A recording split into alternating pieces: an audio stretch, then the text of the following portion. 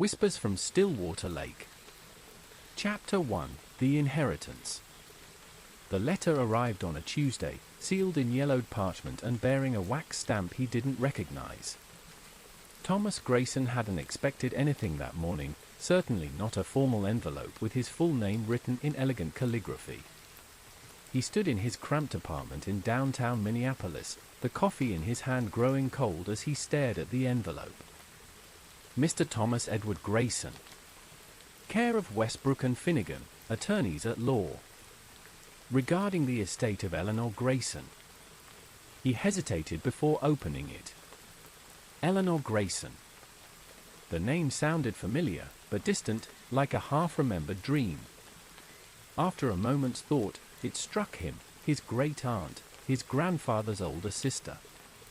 She had disappeared decades ago, vanishing into the folds of family law. Most relatives assumed she had passed quietly, lost in the fog of age or mental illness. No one ever spoke of her much. Thomas sat down, peeled open the wax seal, and began to read.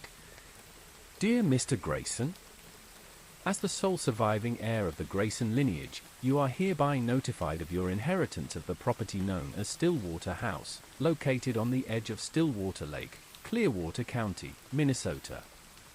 This transfer is in accordance with the last will and testament of Eleanor V. Grayson, presumed deceased as of October 12, 1962, and legally declared dead in absentia in 1991. The property has been under minimal upkeep via a local groundskeeper, per Eleanor's directive, and is considered structurally sound. Enclosed you will find the deed, a key, and a map with directions.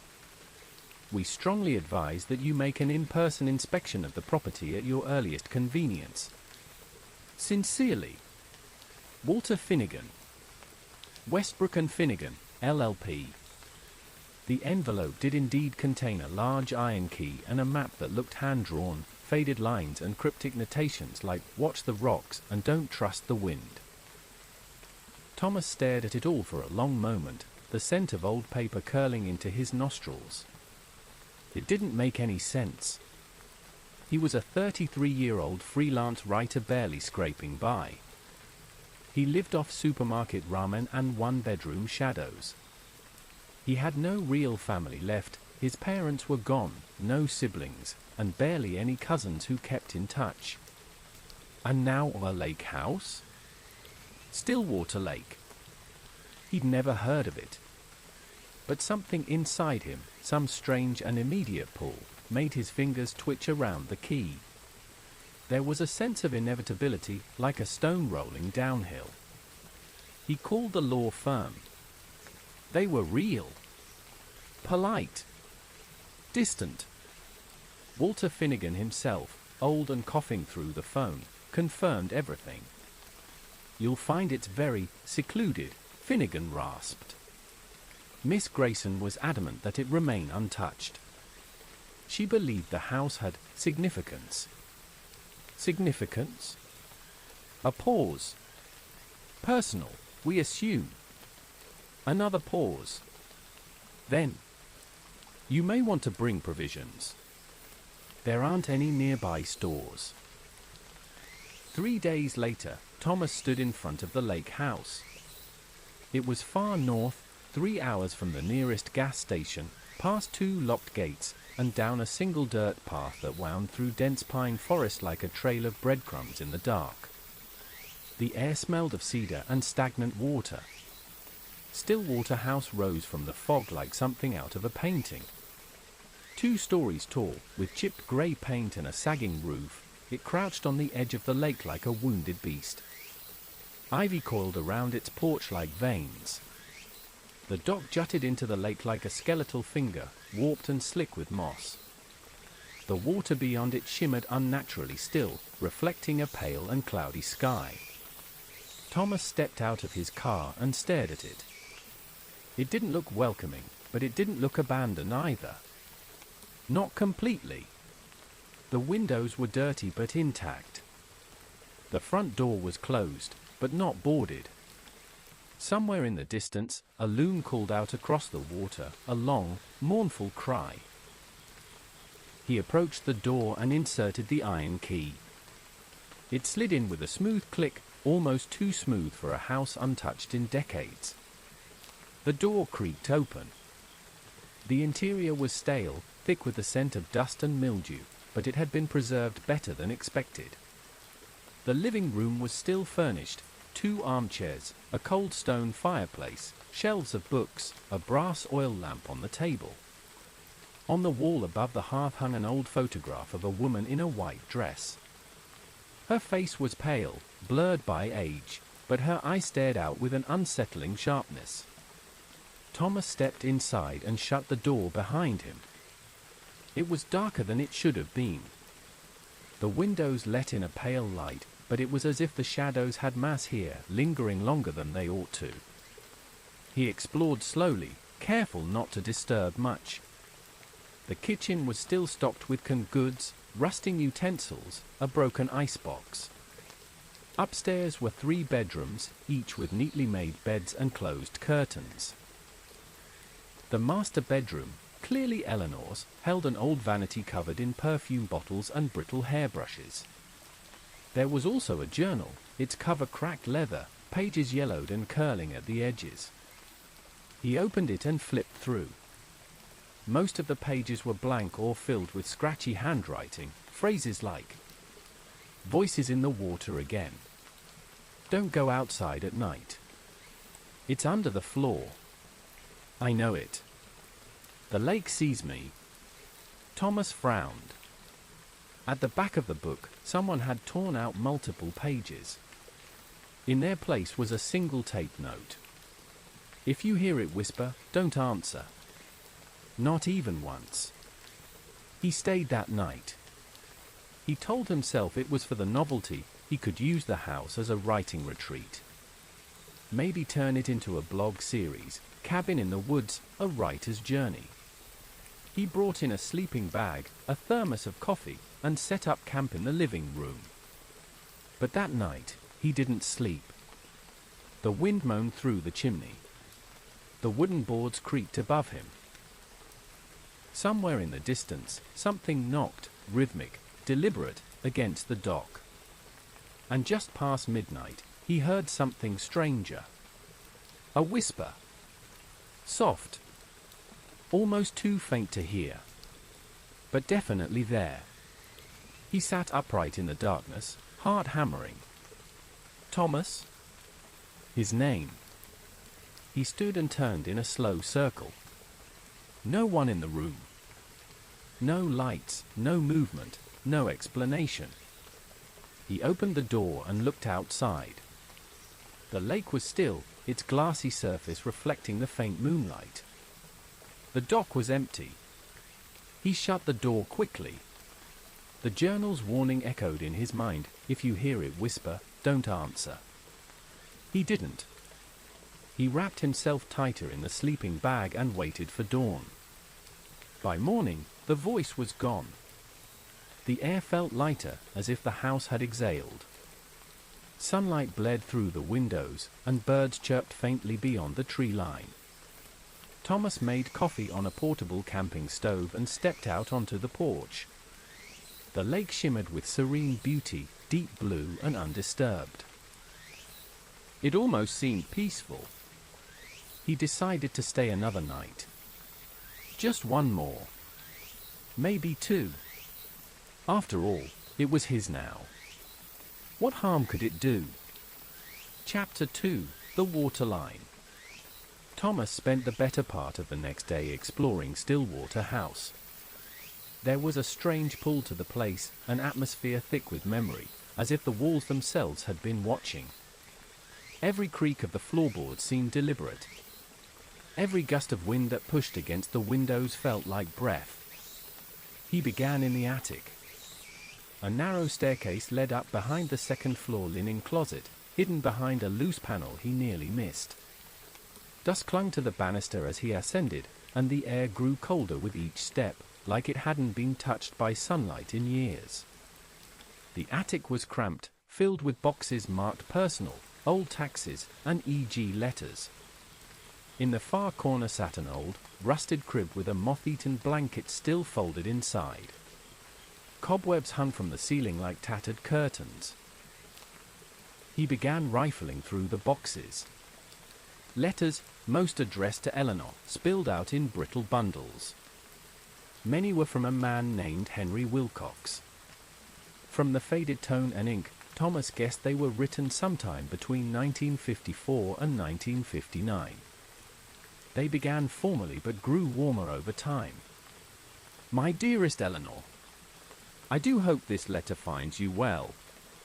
The quiet of this lake is unbearable without your laughter. Come back soon. Yours, Henry. Some of the later letters were torn or stained with what looked like water damage. One in particular chilled him. Eleanor, what have you done? There are people missing. I heard the screaming from across the lake. I know what you've been trying to tell me, but this has gone too far. We need to leave. Together.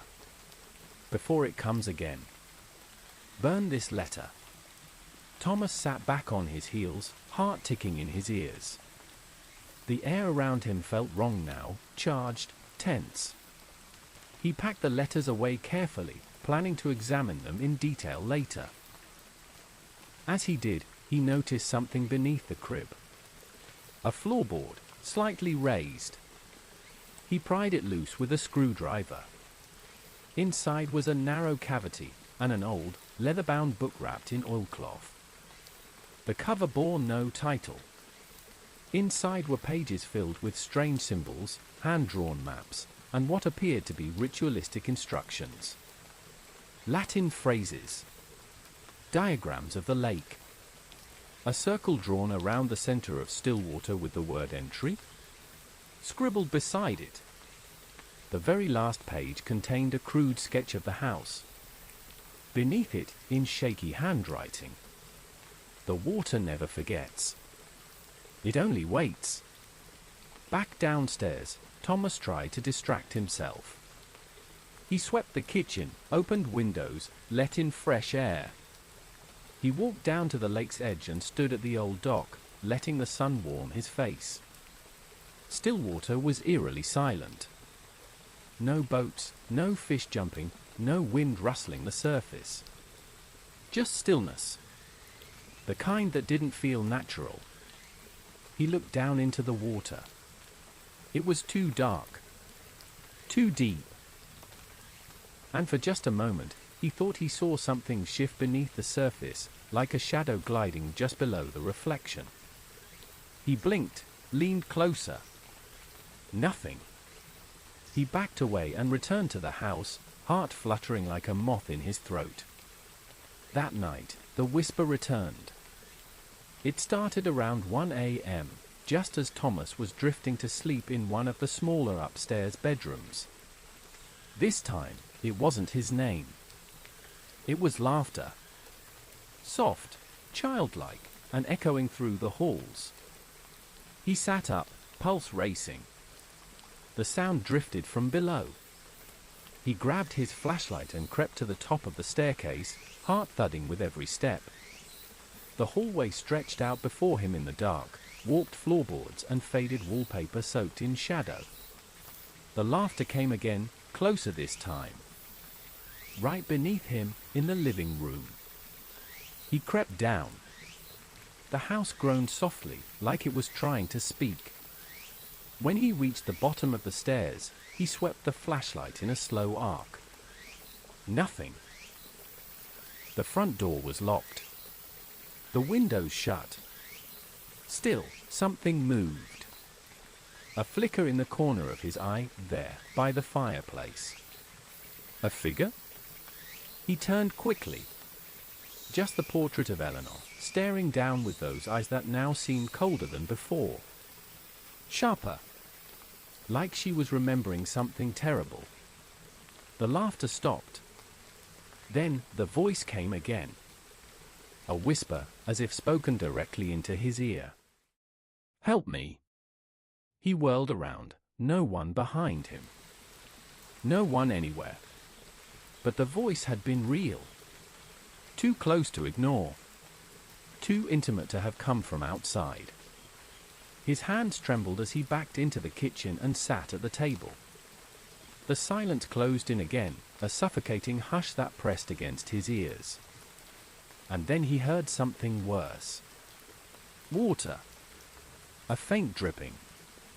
From upstairs. Thomas climbed slowly, dread crawling through his bones like ice. The air grew damp with every step. He reached the top landing and followed the sound. It was coming from the end of the hall, the master bedroom. He pushed the door open. The vanity mirror was fogged, despite the room being cold. And on the floor are puddles. Small, growing puddles of lake water. It was seeping through the walls. His flashlight flickered, then died. In the darkness, he heard breathing that wasn't his. A rasping inhale. Then another.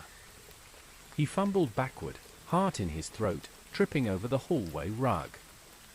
He scrambled to his feet, slammed the bedroom door shut, and rushed back downstairs. When he reached the living room, the fireplace was crackling. He hadn't lit it. Something was burning. And sitting in the center of the flame was the leather-bound ritual book he had found earlier in the attic. It burned with unnatural fury, pages curling inwards, ink hissing, flames turning blue. Then the fire went out, instantly. Ash remained.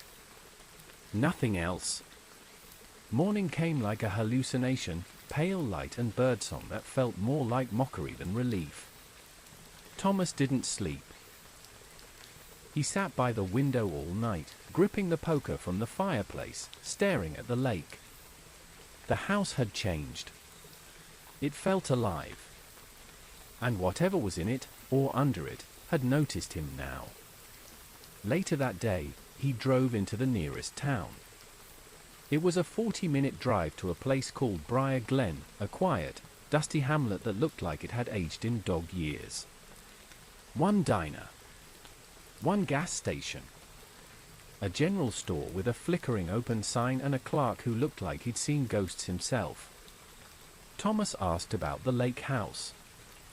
The old man behind the counter raised an eyebrow. "You mean the Grayson place?" Thomas nodded. "Just inherited it. From Eleanor." The man's face tightened. "Didn't know anyone left from that family." "I didn't either, until last week." A pause. "Then, you're staying there?" "For now." Another pause. Then the man leaned forward, voice low. "You should leave." Thomas swallowed. "Why?" The man glanced around the store, as if afraid someone might hear. People went missing out there. Not just back then. Even in recent years. Hunters. Campers. Teenagers screw-ins around near the shore. Never found OM. Thomas frowned. Was it the lake? The man nodded slowly. Locals say the water's cursed. Been that way since the native tribes left. Said the lake had a name before ours ever touched it. Something old. Something it didn't like spoken aloud.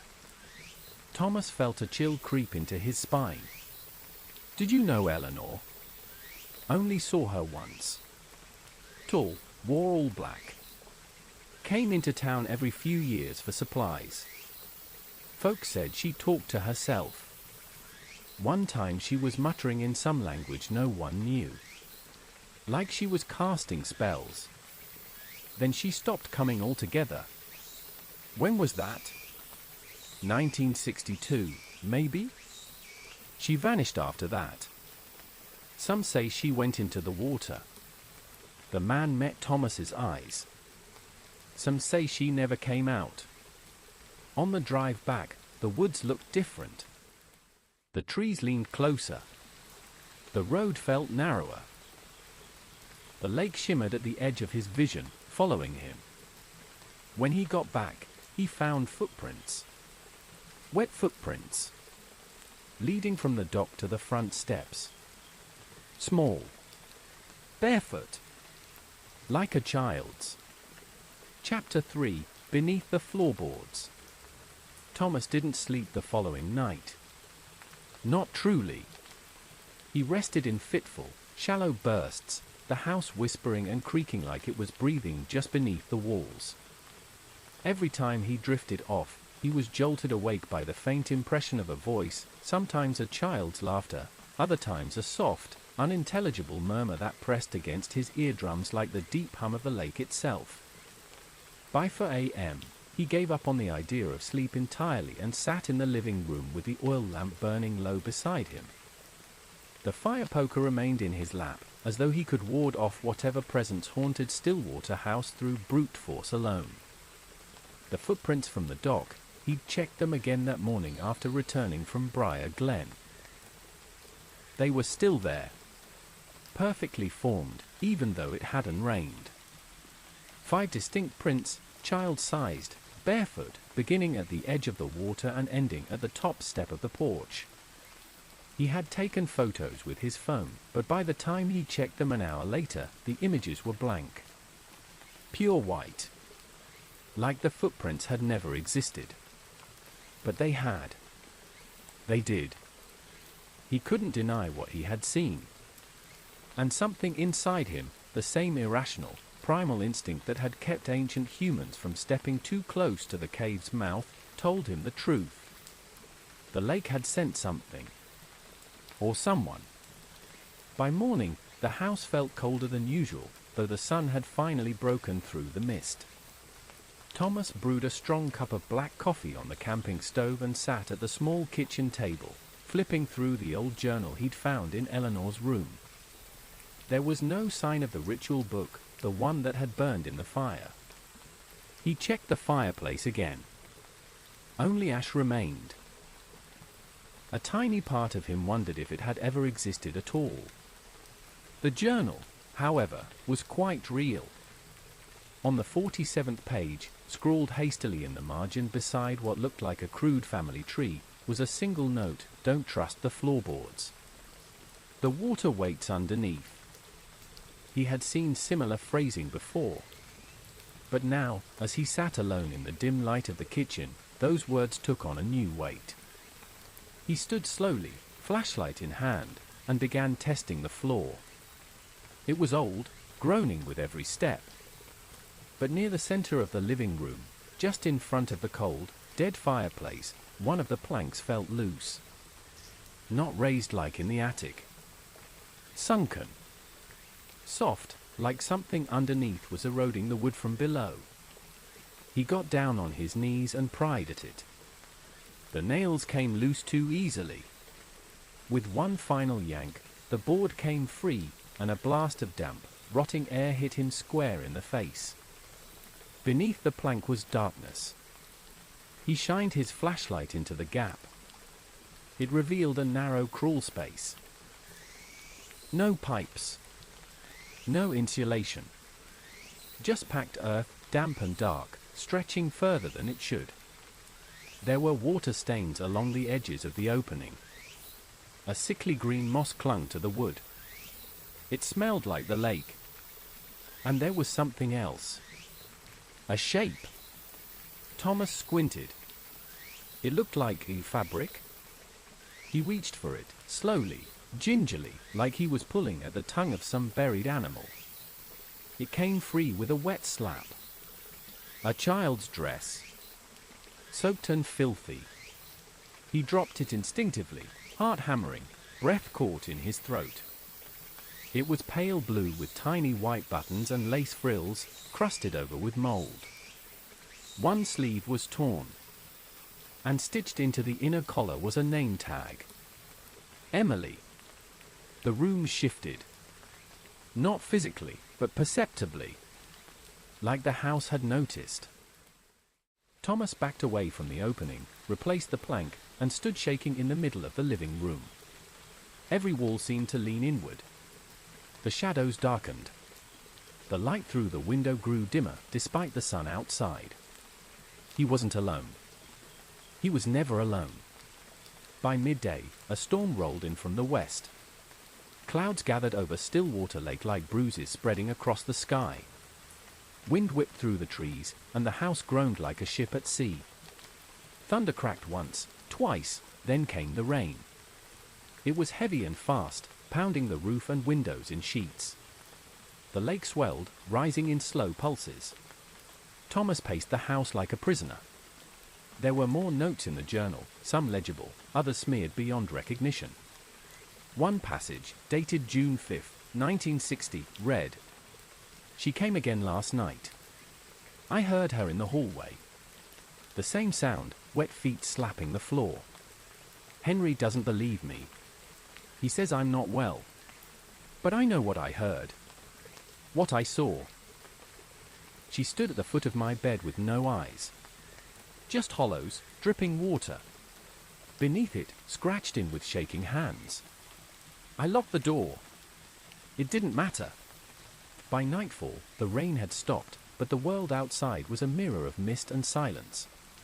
The lake had risen to the edge of the dock. The path to the road was now a muddy trench. Thomas stayed inside, every light in the house burning. He carried a flashlight in one hand, a fireplace poker in the other, and the journal tucked beneath his arm. Then, at 2:17 a.m., the whispers returned. This time, they weren't alone. There were footsteps. Wet. Bare. On the wooden floor of the hallway.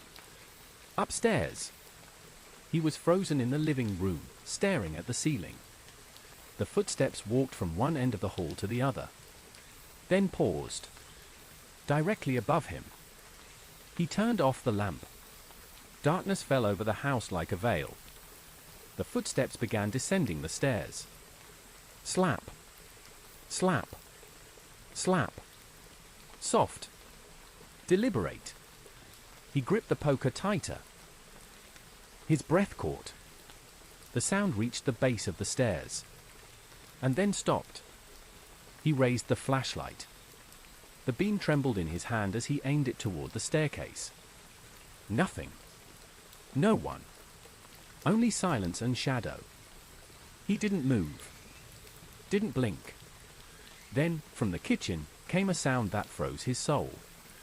Dripping. Again. He spun and slowly moved toward it. There, in the sink, water pooled. Steadily rising. Overflowing. From the tap? No. The faucet was off. The water was rising up the drain. Like something was pushing from below. He watched, paralyzed, as it spilled over the edge and onto the floor. It trailed across the tile in a thin stream, leading to the hallway. Leading toward him. He backed away. The hallway darkened. Then, a shape emerged. Small. Childlike. A little girl. Soaked to the bone. Her skin was grey. Her eyes hollow sockets dripping lake water. Her hair hung in wet strands around a twisted face. She opened her mouth. And whispered, "Why didn't you save me?" Thomas screamed. He bolted for the door, but it slammed shut before he could reach it. Behind him, the child's wet feet slapped closer. Closer. He turned, raised the poker, and swung wildly. But there was no one there. Only footprints. Wet. Bare. Leading in a circle around him. He dropped the poker and fled upstairs, slamming the bedroom door behind him. He shoved a dresser in front of it, his chest heaving, heart threatening to tear itself free from his ribs. Outside, the lake churned again. And in the walls? He heard something scratching. Chapter 4 of The Drowned Ones. The scratching didn't stop. It ebbed and flowed like breath, low, dragging fingernails across the inside of the walls. Sometimes it was behind him. Sometimes beneath the floor. Once, horribly, just above his head as if something was crawling across the ceiling of the bedroom where he now huddled. Thomas hadn't moved in hours. The flashlight had long since died. The oil lamp guttered out shortly after he'd barricaded himself inside with the dresser. Darkness pressed in from all sides. Thick, oppressive. He clutched the journal in both hands like a relic, trying to remember the last line he'd read before the girl had appeared. Why didn't you save me? What had she meant? Who was she? Emily. The name from the collar. Had Eleanor had a daughter? There was no mention of one in the legal documents. No family photos. No birth certificate. But there had been a child's dress under the floorboards. And now, this presence. Thomas thought of the water in the sink, bubbling up from the drain. The wet footprints on the floor. The hollow eyes. The voice. Why didn't you save me? Sometime before dawn, the scratching stopped. Silence returned, but not peace. It was the kind of silence that screamed in your ears when you tried to breathe too hard. A silence that seemed to wait. When morning light finally breached the thin curtains, Thomas opened the bedroom door. The hallway was dry. No footprints. No trail of water. Everything seemed normal. Even the kitchen sink was empty, its basin dry as bone. The floorboards no longer warped. The loose plank in the living room was shut tight, just as he had left it. But the journal in his hands now held a new page. One he hadn't seen before. It was dated June 12, 1961.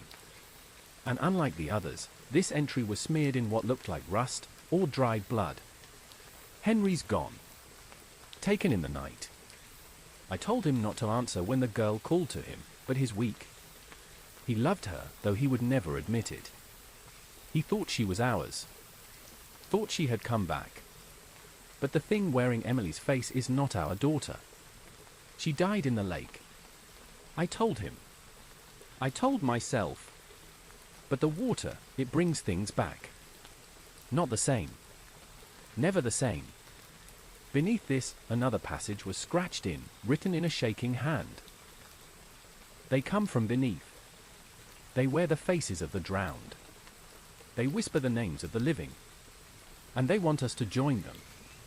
The rest of the day passed under a dim, persistent fog. Stillwater Lake lapped gently at the shore, but the waterline was higher now, Thomas was sure of it. The dock's lower planks were fully submerged. He spent the afternoon digging deeper through the house's remnants. Closets. The basement. The attic again. In the closet of Eleanor's room, he found something strange, a child's suitcase. It was locked with a rusted latch, which broke apart with some effort. Inside were dolls, handmade, their button eyes black and loose, sewn mouths fraying open at the edges. Beneath the dolls was a stuffed rabbit with a missing ear. And beneath the rabbit, a photo. Black and white, aged and grainy, but unmistakable. A man and woman, Eleanor and, presumably, Henry, standing beside a small girl at the lake's edge. Emily. She couldn't have been more than 5 or 6. Pale, expressionless, holding the stuffed rabbit from the suitcase. Thomas flipped the photo over. In faded handwriting, Stillwater Lake, August 12, 1959. 2 days before. Before what? He searched the rest of the closet but found nothing else. That evening, he returned to the dock. The water was rising still, encroaching inch by inch into the grassy shore. He stood at the edge, staring into the reflectionless surface. There were no fish. No movement. Just that same terrible stillness. He knelt down and touched the water. Cold. Icy cold. He pulled back immediately, instinct kicking in. Something about the water felt wrong. Not just cold, hungry. Then he saw them. Beneath the surface, rising slowly, like faces pressing against frosted glass. Figures. First one. Then another. Then 5. 7. 10. All just beneath the water, staring upward. Eyes white and clouded. Skin pale. Lips moving soundlessly. Drowned. He stumbled back from the dock, slipping on the wet boards and falling hard onto his side. He scrambled backward, never taking his eyes off the lake. But the figures were gone. The water, calm again. Back inside, he scoured the journal once more. This time, he found something tucked into the back cover, a torn scrap of yellowed newspaper. 2 more missing near Stillwater Lake. Clearwater County, August 14, 1959. Clearwater Sheriff's Office has confirmed the disappearance of 2 local children, aged 6 and 9, last seen playing along the southern edge of Stillwater Lake. This follows the disappearance of young Emily Grayson, daughter of Eleanor and Henry Grayson, reported missing just 2 days prior. Local authorities have suspended lake activity and begun a full search. At this time, foul play has not been ruled out. Thomas dropped the article with trembling hands. 3 children. Gone. All in the same week. And Emily was the first. That meant the thing he saw last night. It wasn't just some ghost from his imagination. It was the drowned girl from the article. And the others, the ones he saw in the lake, they were the rest. Still here. Still waiting. That night, the whispering came earlier. By 10 p.m., the temperature in the house had dropped by nearly 20 degrees. Frost edged the corners of the windows. His breath fogged the air with each exhale. And then the smell began, brackish, rotting lake water and decay. It rolled through the halls like fog. Thomas locked himself in the study and sat in the corner, holding a camping lantern and a knife he found in the kitchen drawer. He could hear the footsteps again. Multiple sets this time. Not just Emily. The whispers were layered now. Overlapping. Male voices. Women. Children. They filled the house like wind through a broken organ. And one phrase, in particular, echoed again and again. Join us. Join us. Join US. Something thudded against the study door. Once. Twice. Then scratching. Like fingernails on old wood. And slowly, the doorknob turned. Thomas screamed. The lantern flickered. And in that brief flicker, just before everything went black, he saw their faces outside the door. Dozens of them. Pale. Bloated.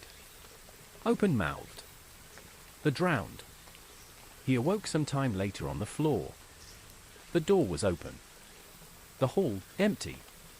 His hands were stained with something dark. His neck ached. The lantern was shattered beside him. He wasn't sure how long he'd been unconscious. The sky outside was still dark, but lighter on the horizon. Morning? He staggered down the hall, vision swimming. The front door stood open. A breeze blew in from the lake. And there, at the top step of the porch, a single wet footprint. Small. Bare. Child-sized. Chapter 5, The Night Henry Vanished. Thomas barely made it through the next day. His body ached. His mind throbbed. Sleep came in broken fragments, each dream worse than the last. Emily standing at the foot of his bed, her skin peeled and grey, holding her stuffed rabbit by the neck. Henry's voice calling from the lake. Whispered words in a language he didn't know, yet somehow understood. But it wasn't the dreams that scared him most. It was the memory of the door turning. The feel of dozens of them outside, clawing. Not just Emily. The others. Adults. Children.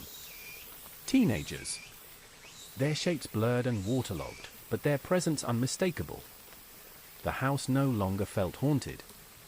It felt inhabited. And it didn't want him to leave. After forcing down some instant oatmeal and coffee, Thomas sat in the hallway and stared at the stairs. Every board groaned when he shifted his weight, like the house was warning him not to move too fast. It felt like walking through someone's body. He needed answers. Not whispers. Not omens. History. There had to be more. He returned to the attic. The air was heavy again. Damp. Milder than before, but no less oppressive. The old boxes waited in their corners, their labels faded. He tore open one marked Eleanor, private, and began pulling things out. Diaries. Letters. Loose papers with smeared ink. And then he found it, a sealed envelope inside a medical folder. It read, Dr. Lowell, Psychological Evaluation, H. Wilcox. Thomas frowned and opened it carefully. Inside was a 5-page report. Dated August 24, 1961. Signed by a Dr. Kenneth Lowell, affiliated with Clearwater Psychiatric Hospital. Patient, Henry Wilcox. Diagnosis, acute delusional disorder, grief-induced hallucinations. Patient displays signs of severe mental destabilization following the disappearance and presumed drowning of his daughter, Emily. Reports hearing her voice in the lake. Claims she has returned, that she walks the halls at night soaked in water. Patient has become increasingly violent toward his spouse, Eleanor, whom he accuses of feeding the lake. Subject insists Emily is not dead, but changed. Recommended commitment. Patient was released to his home pending further evaluation. Disappeared 1 week later. 1 week later. Thomas flipped the folder over. There was a grainy photograph stapled to the back, a black and white shot of Henry, eyes wide and sunken. He looked hollow. Consumed. So he had seen them too. And then, he vanished. No follow-up reports. No death certificate. Nothing. Just like Emily. Just like the others. Thomas spent the afternoon reading every scrap he could find on Henry and Eleanor. Most of the letters painted the same picture, a couple unraveling after tragedy. Henry blaming Eleanor. Eleanor writing of guilt, of voices, of rituals. She had turned to something old, something occult. Symbols from the book that had burned in the fire kept repeating in her notes. Nierak, Usmel, Delatha. He found it etched behind the mirror in the master bedroom, nearly invisible unless the light hit it just right, those same words, carved in jagged lines into the wall. And beneath them, one final phrase. The drowned never forget. That night, Thomas didn't barricade the door. He didn't hide. He sat in the living room with the journal open in his lap, a half-dead flashlight in one hand and a can of kerosene in the other. If the house wanted to show him what happened, he was ready. And it did. At exactly 1:03 a.m., the air grew thick and cold. The lantern flickered. The shadows deepened. The whispering began, not outside this time, but inside. Inside his head. You weren't supposed to come. She remembers you. They're waiting. The walls pulsed. The floor trembled. The fireplace erupted with flame, green and unnatural, and in the glow, he saw the outline of a man standing in the hallway. Tall. Thin. Drenched. Henry. He stepped into the light. His suit was soaked. His shoes left a trail of water. His face was gaunt, lips split, water trickling from his eyes like tears. But he was there. Solid. And he spoke. You shouldn't have come here, Thomas. Thomas stared, heart pounding. Who are you? You know. You're Henry. He nodded once. What happened to you? Thomas whispered. Henry's expression twisted. I followed her voice. She sang to me. Called from the dock. Said she was cold. Alone. His eyes glistened with lake water. I went into the lake to find her. But I didn't find Emily. I found it. A pause. The thing that took her. Thomas could barely speak. What was it? Henry's mouth opened to respond. But then, movement. From the hall behind him, Emily appeared. Only, it wasn't the same girl. Her face was bloated.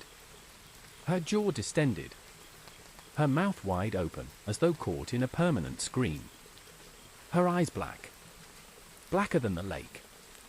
She rushed Henry. Sank her hands into his chest. And pulled him back into the darkness. He didn't scream. He simply looked at Thomas and whispered, "It's too late for me." And then he was gone. The flames in the fireplace died instantly. Darkness swallowed the house again. And all Thomas could hear was dripping. Everywhere. He didn't sleep. At dawn, he returned to the crawl space beneath the floorboards. This time, he brought gloves, a lantern, and the knife. He pulled up the loose plank again, coughing against the stench. The child's dress was still there. But now, beside it, was something else. A doll. Soaked. Moldy. With its mouth sewn shut. And its button eyes gone. He reached farther inside. Fingers brushed wood. And then metal. A trapdoor? He swept more dirt away. Yes, a square hatch, bolted shut. Ancient iron hinges rusted near to dust. It wasn't large. Barely big enough to crawl through. He pried it open. The darkness below smelled like death. Like the lake. A ladder descended into the black. For a long time, he just stared. And then he said the words aloud, just once, testing them on his tongue. The drowned never forget. Then he descended. Chapter 6, Below the House, Beneath the Water. The metal rungs groaned beneath Thomas's weight, brittle with rust and age. Each step downward chipped at his resolve like a chisel on soft stone. The lantern swung at his side, its beam slicing through a suffocating void. He'd expected a shallow root cellar, maybe 6 or 7 feet deep. He was wrong. The ladder went much farther. 10 feet. 15. 20. The air grew colder, damper, denser. He could feel it pressing against his lungs as though he were already underwater. The walls around him were made of stone, ancient and jagged, as if carved out of the bedrock beneath the lake itself. Thin veins of moss clung to the surface, slick and black. Water trickled down in slow streams. Finally, the ladder ended. His boots landed in ankle-deep water with a soft squelch. He raised the lantern. He stood in a chamber. Circular. At least 20 feet wide. The floor sloped toward the center, forming a shallow basin, its surface covered in stagnant water and floating clumps of green sludge. Strange markings etched into the stone lined the walls, crude symbols matching the burned ritual book he had found earlier.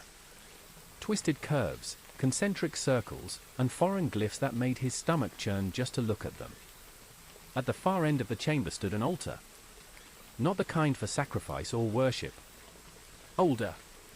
Simpler.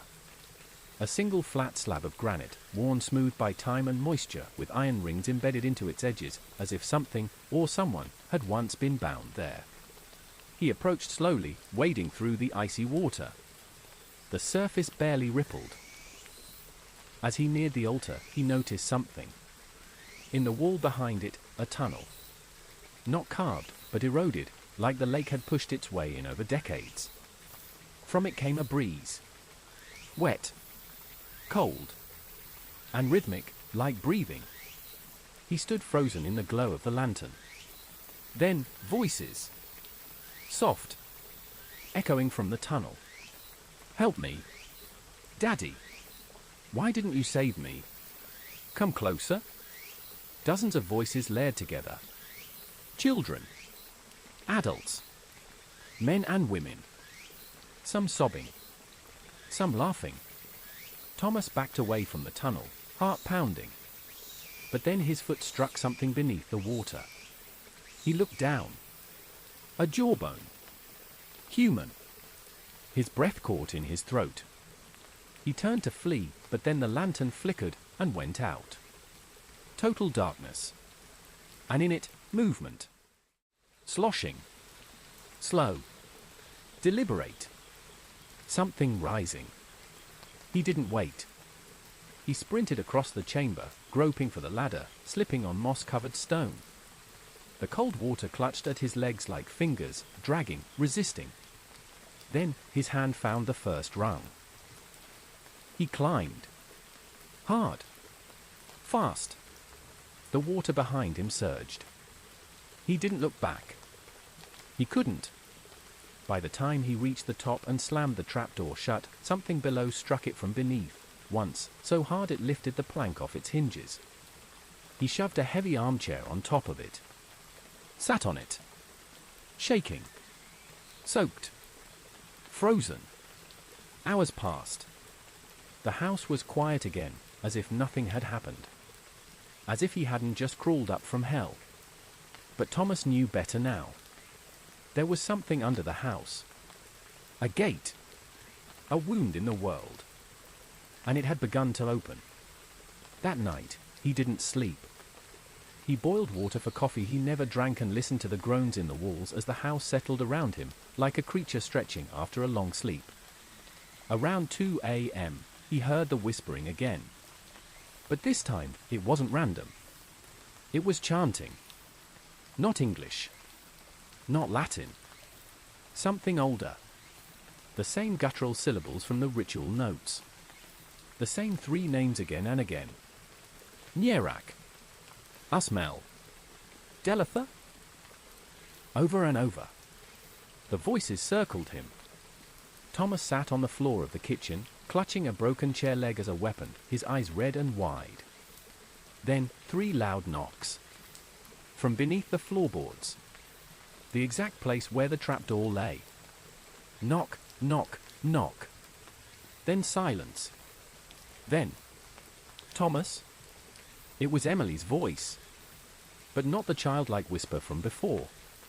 It was deeper. Wrong. Distorted.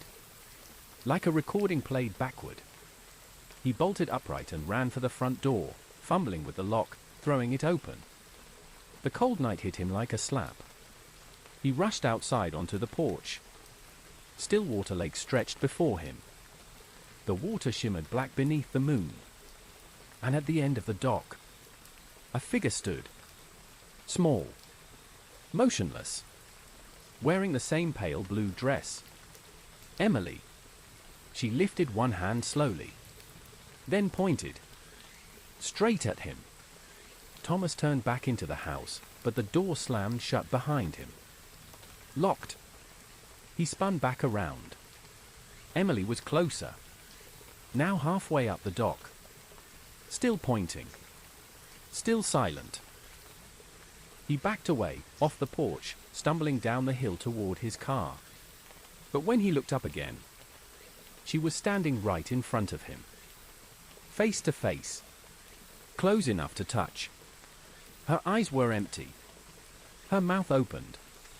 But instead of a voice, water poured out. Gallons of it, cascading down her chin, soaking her dress, splashing into the mud.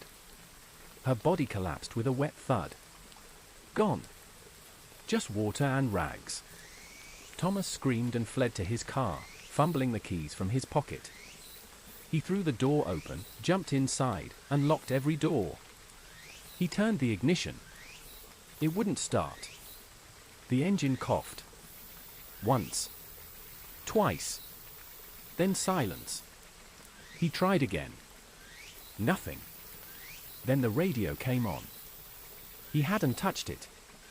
Static, blasting at full volume. Then, a voice. His own. They're in the lake. They wear her face. They want me. He stared at the radio in horror. Then, the windows fogged up. Words appeared, traced in condensation from the inside. You're already with US. Thomas threw the door open and stumbled back toward the house. But the front door was gone. Gone. Just rotting planks and mold where it used to be. The house was sealing him in.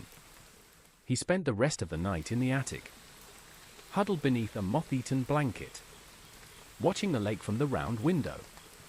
As the sun rose, he saw them. Figures beneath the surface. Dozens of them. Just below the waterline. Staring up. Waiting. And he knew, somehow, instinctively, they remembered him now. And they were growing stronger. Soon, they wouldn't need to whisper anymore. They would call.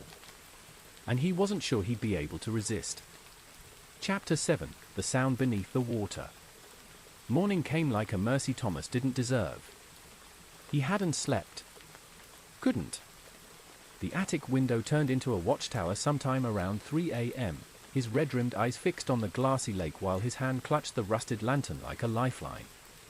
By dawn, he was no longer certain he was sane. But he was certain of this. Something in the water wanted him. And whatever it was almost done waiting. Thomas stumbled back down the stairs around 9 a.m., unshaven, eyes sunken. The house groaned around him like a beast coming out of hibernation. The walls dripped from condensation. The floorboards had dark stains, new ones. Blood? Water? Something in between? He didn't check. Instead, he returned to the trapdoor in the living room. The chair he'd used to barricade it had been moved. Not kicked aside. Carefully shifted. Like someone had made room.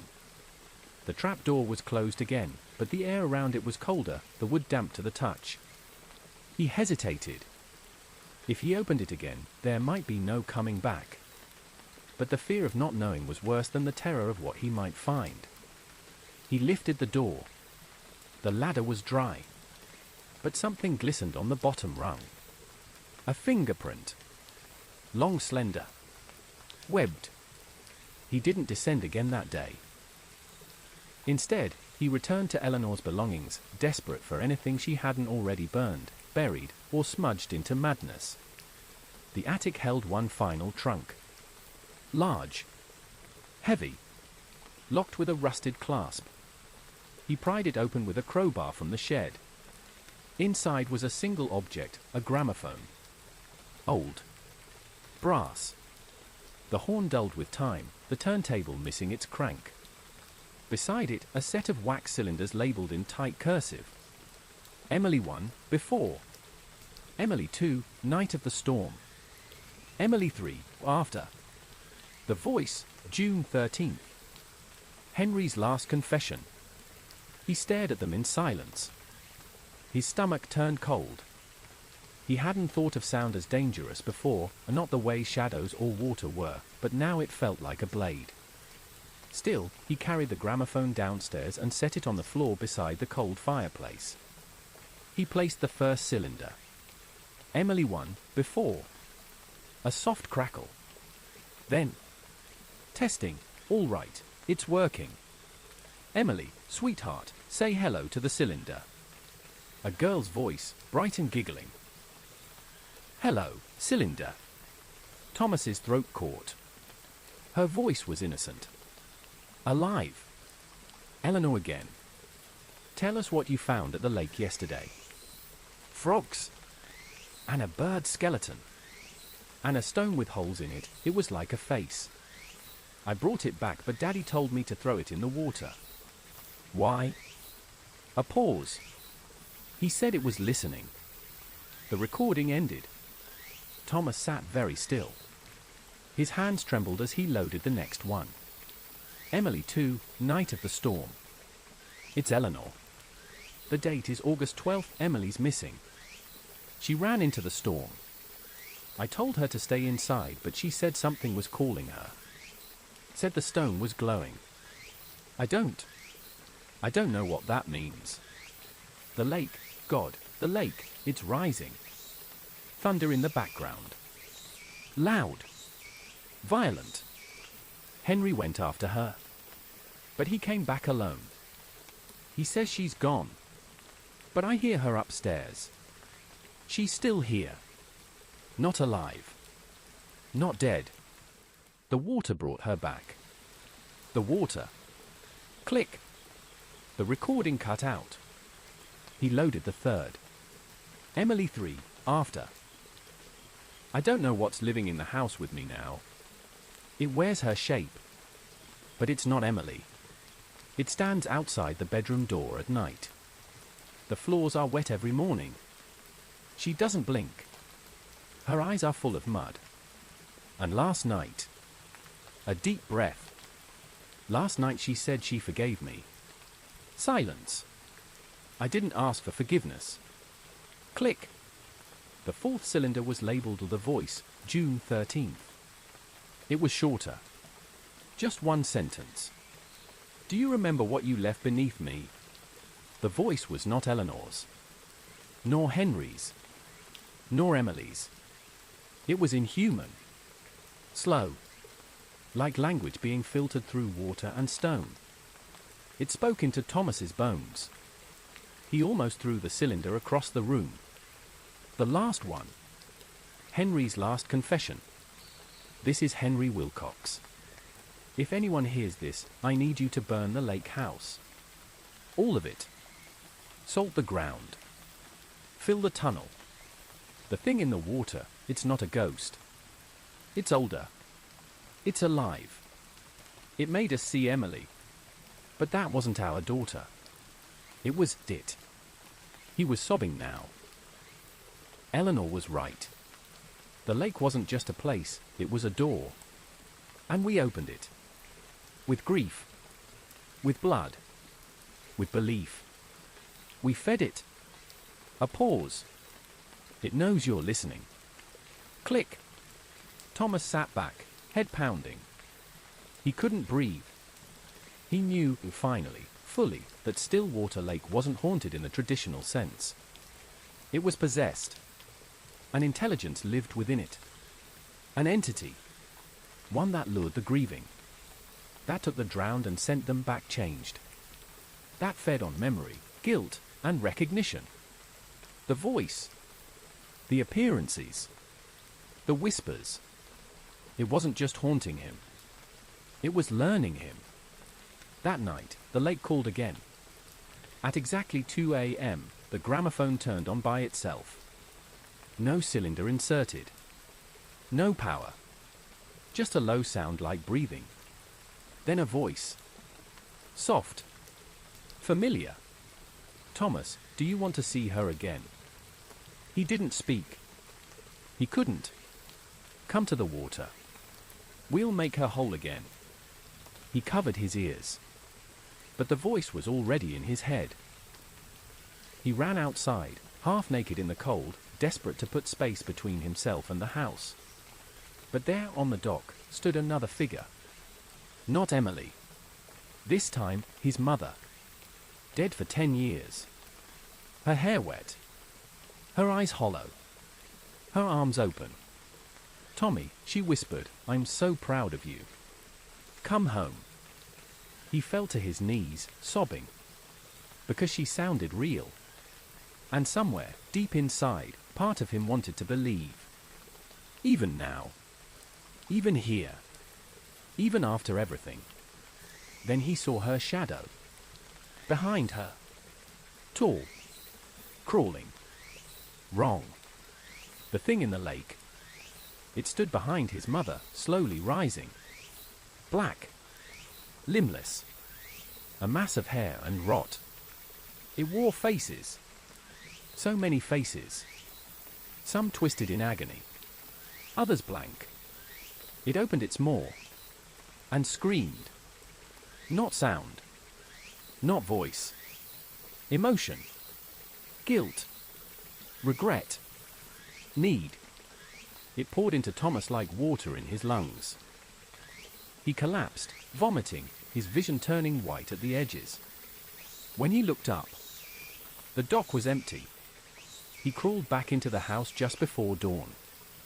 His skin cold. His body shaking. He lay on the living room floor and whispered one thing to the ceiling. You win. Then he passed out. Chapter 8. The Mouth of the Lake. Thomas didn't dream. He remembered. The feeling of sinking. Water rushing past his ears.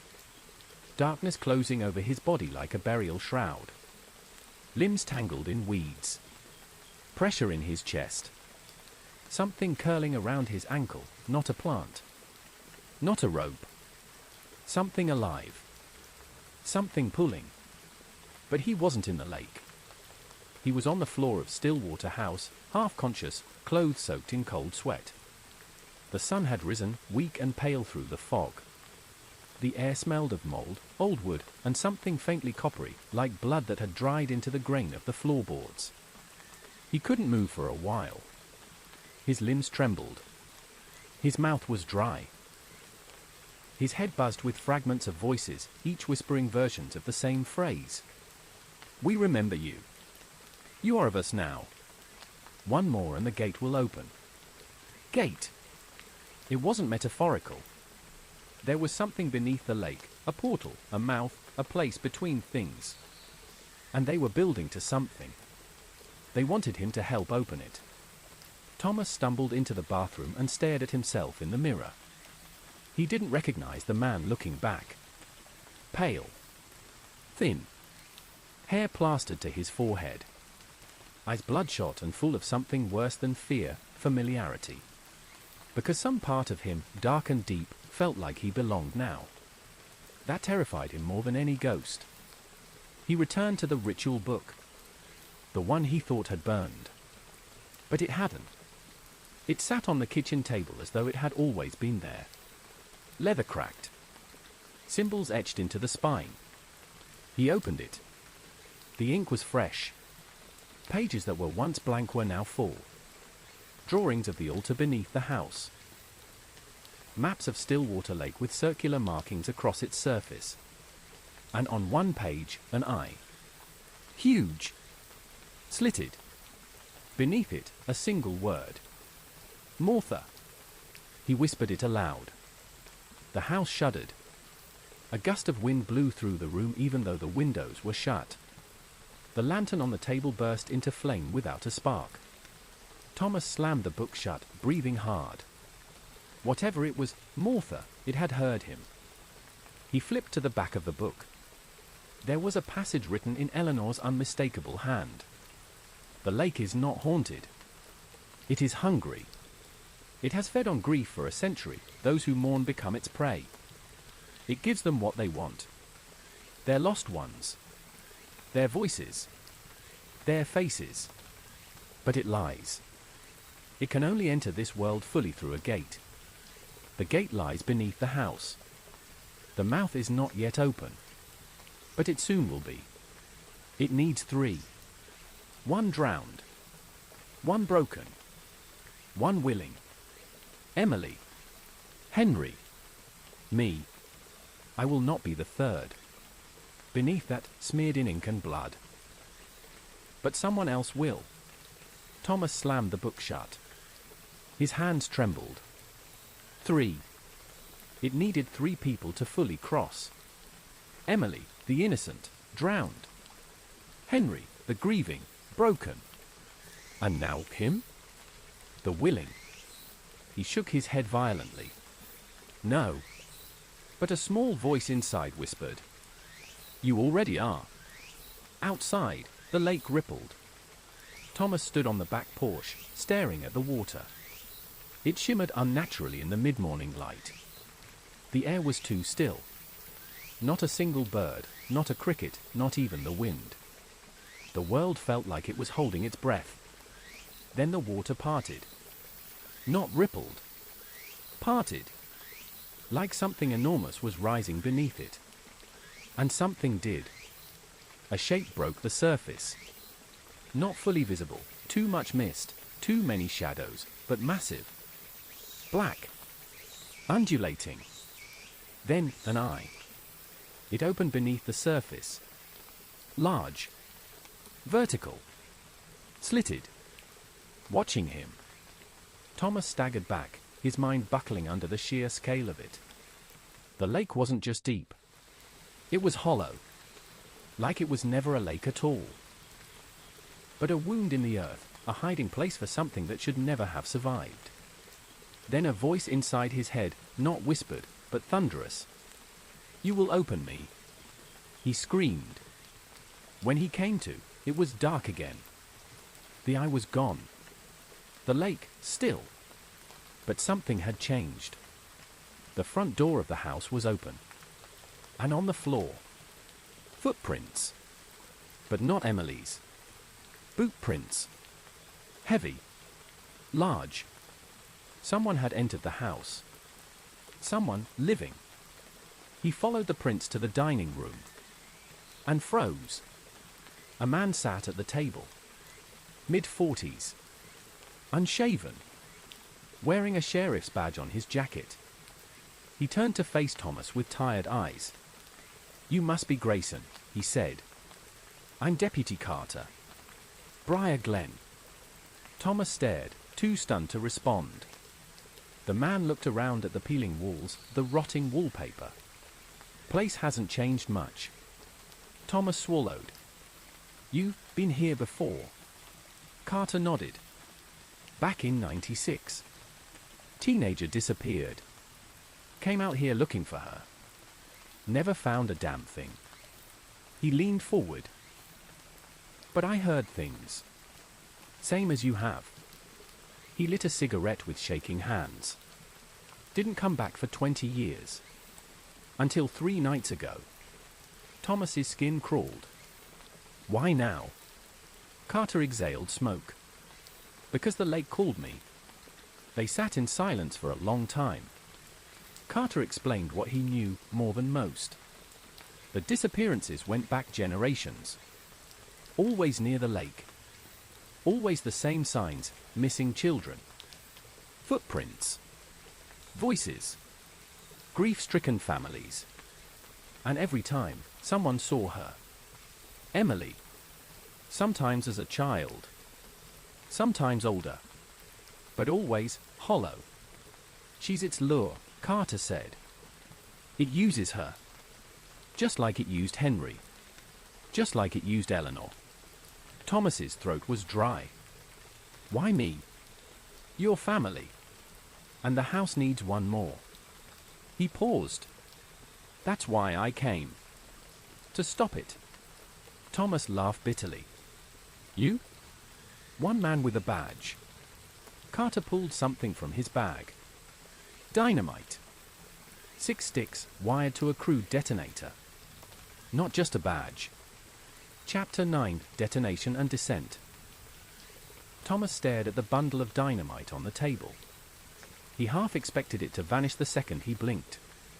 Everything in Stillwater House blurred the line between hallucination and horror. But the sticks were real: red wax paper, aged string, an analog timer wired to a handheld plunger detonator. The kind of thing that shouldn't have been possible to bring through 2 locked gates and a forest of dead trees. Yet here it was. Carter leaned back in the dining room chair, exhaling smoke that twisted toward the ceiling like a nervous omen.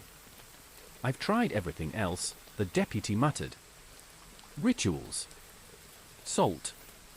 Burning sigils into the ground. Nothing stopped the voices. But fire doesn't lie." Thomas eyed him carefully. "You've seen it. The thing in the lake." Carter didn't look up. "I saw my brother, 20 years dead, standing on that dock with his throat slit like the day we pulled him out of the water. He smiled at me. He talked to me. And I believed him. For 10 full minutes, I believed I had a second chance." Thomas said nothing. Carter tapped ash from his cigarette. Then it wore his skin wrong. His teeth weren't right. He kept grinning when I cried. It watched how I reacted. Like it was learning emotions it didn't understand.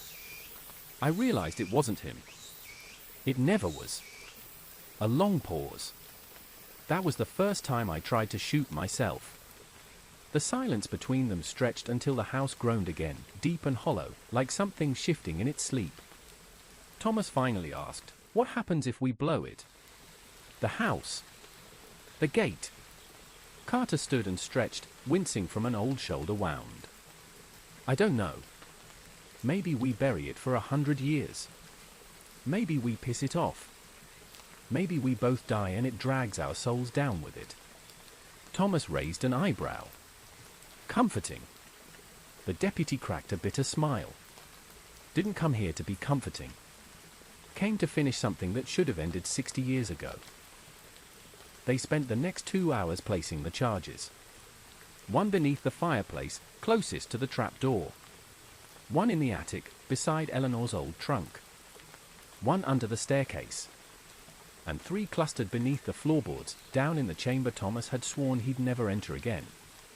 Carter insisted they go together. They descended slowly, weapons ready. The tunnel had grown. What was once a small, eroded mouth behind the altar was now wide, 6 feet tall, lined with slick roots and glyphs that shimmered faintly in the dark. The water had receded slightly, revealing more symbols carved into the stone beneath. They moved quietly, but both could feel it. Something was awake. Watching. Waiting. Carter paused at the entrance to the tunnel and lowered a small charge into the water pooled inside. "If this goes right," he said, "we'll drop the tunnel. Bury the whole goddamn thing." Thomas lit the fuse timers with shaking fingers. "I'm setting them for 1 hour," Carter said. "Enough time to get back to the road. If the blast doesn't kill it, maybe it'll make it angry enough to reveal itself. And then maybe we don't survive. But maybe someone else will." Thomas gave a thin nod. Carter stared down the tunnel one last time. Then he whispered, "I hope you burn, you piece of shit." They climbed back up and sealed the trap door. Carter checked his watch. 58 minutes. Then everything changed. The air pressure dropped. Every window in the house shattered inward. Glass rained down like razors. The light died. The floor buckled. And then the lake screamed. Not just sound, emotion. Grief. Rage. Hunger. It exploded in their skulls like a horn in the void. Thomas dropped to his knees, clutching his temples. Carter howled and fired blindly into the darkness. Something moved down the hallway. Fast. Wet. Heavy. A shadow rushed past the kitchen doorway. Then another. Figures. Dozens. The drowned. They poured in through the shattered windows. Pale. Eyeless. Lips sewn shut. Some had bones protruding from open flesh. Others floated without touching the ground. All of them smiling. Carter threw Thomas a flare. "Get to the shed." Thomas ran. The door exploded off its hinges behind him. Water surged in from the walls. The lake was inside the house. Carter stood his ground. Shotgun in hand. Lantern flaming. And in the doorway, Emily. Her face was perfect again. Clean. Dry. Soft. "Daddy," she asked. Carter lowered the gun. And that was his mistake. Because it wasn't Emily. She smiled. Her mouth split ear to ear. And she lunged. Thomas didn't look back. He reached the shed and slammed the door. Barred it with a shovel. He turned to the window and watched the house shake like it was breathing. The foundation cracked. The roof sagged. Water boiled from the seams of the walls. The flare cast red shadows over the trees. Then, boom. The ground jumped. A blast tore through the center of the house. Flames punched skyward. Then a second explosion beneath the floor. The shed rattled. Tools fell from the walls. A third explosion sounded beneath the lake itself. And for a moment, silence. Then came the roar. A column of black water erupted from the center of the lake, reaching 20 feet high. Inside it, a face. Not human. Not animal. A mass of them. Mouths. Teeth. Bones. Eyes. All writhing in a single, pulsing shape. The thing in the lake had risen. And it was furious. Thomas ran. He sprinted through the forest. The trail behind him collapsed as water surged inland. The lake was consuming. Trees snapped. The dock was gone. Stillwater House, gone. Consumed in fire and flood. He ran until the whispers stopped. Until the trees grew thin. Until he collapsed in the middle of the road. A truck found him hours later. A hunter. Thomas was taken to a local hospital. He was dehydrated. Hypothermic. Rambling about a gate, a lake that opened its eye, a little girl with no soul. No one believed him. When they returned to the site, There was no house. No dock. No deputy. Just a scorched crater where the cabin had stood. Stillwater Lake had receded. Peaceful again. As if nothing had ever happened. But Thomas knew better. Because when he closed his eyes in that hospital bed, he heard it. One drowned. One broken. One willing. And now, a fourth voice. We're almost ready. Chapter 10, The Fourth Name. Thomas was discharged from the hospital 2 days later. They gave him clothes. A prescription for anxiety. A brochure for a grief counseling group in Minneapolis. And a warning, if the hallucinations return, please seek psychiatric help. He didn't answer them. He just nodded, took the papers, and walked out into the cold sunlight with shaking hands and a weight in his chest that wasn't just trauma, it was knowledge. The house was gone. The lake had receded. Deputy Carter was presumed dead. But Stillwater wasn't finished. It had changed. Not ended. He rented a motel an hour from the lake. A place called Birch Hollow, population 79. He needed to be close. He couldn't explain why, not even to himself, but something inside him pulled toward the shoreline like a magnet dragging metal through the dirt. The dream started again on the third night. Always the same. A staircase leading down into black water. A voice whispering his name in reverse. And a figure, just at the bottom step, reaching upward. Sometimes Emily. Sometimes his mother. Sometimes someone else.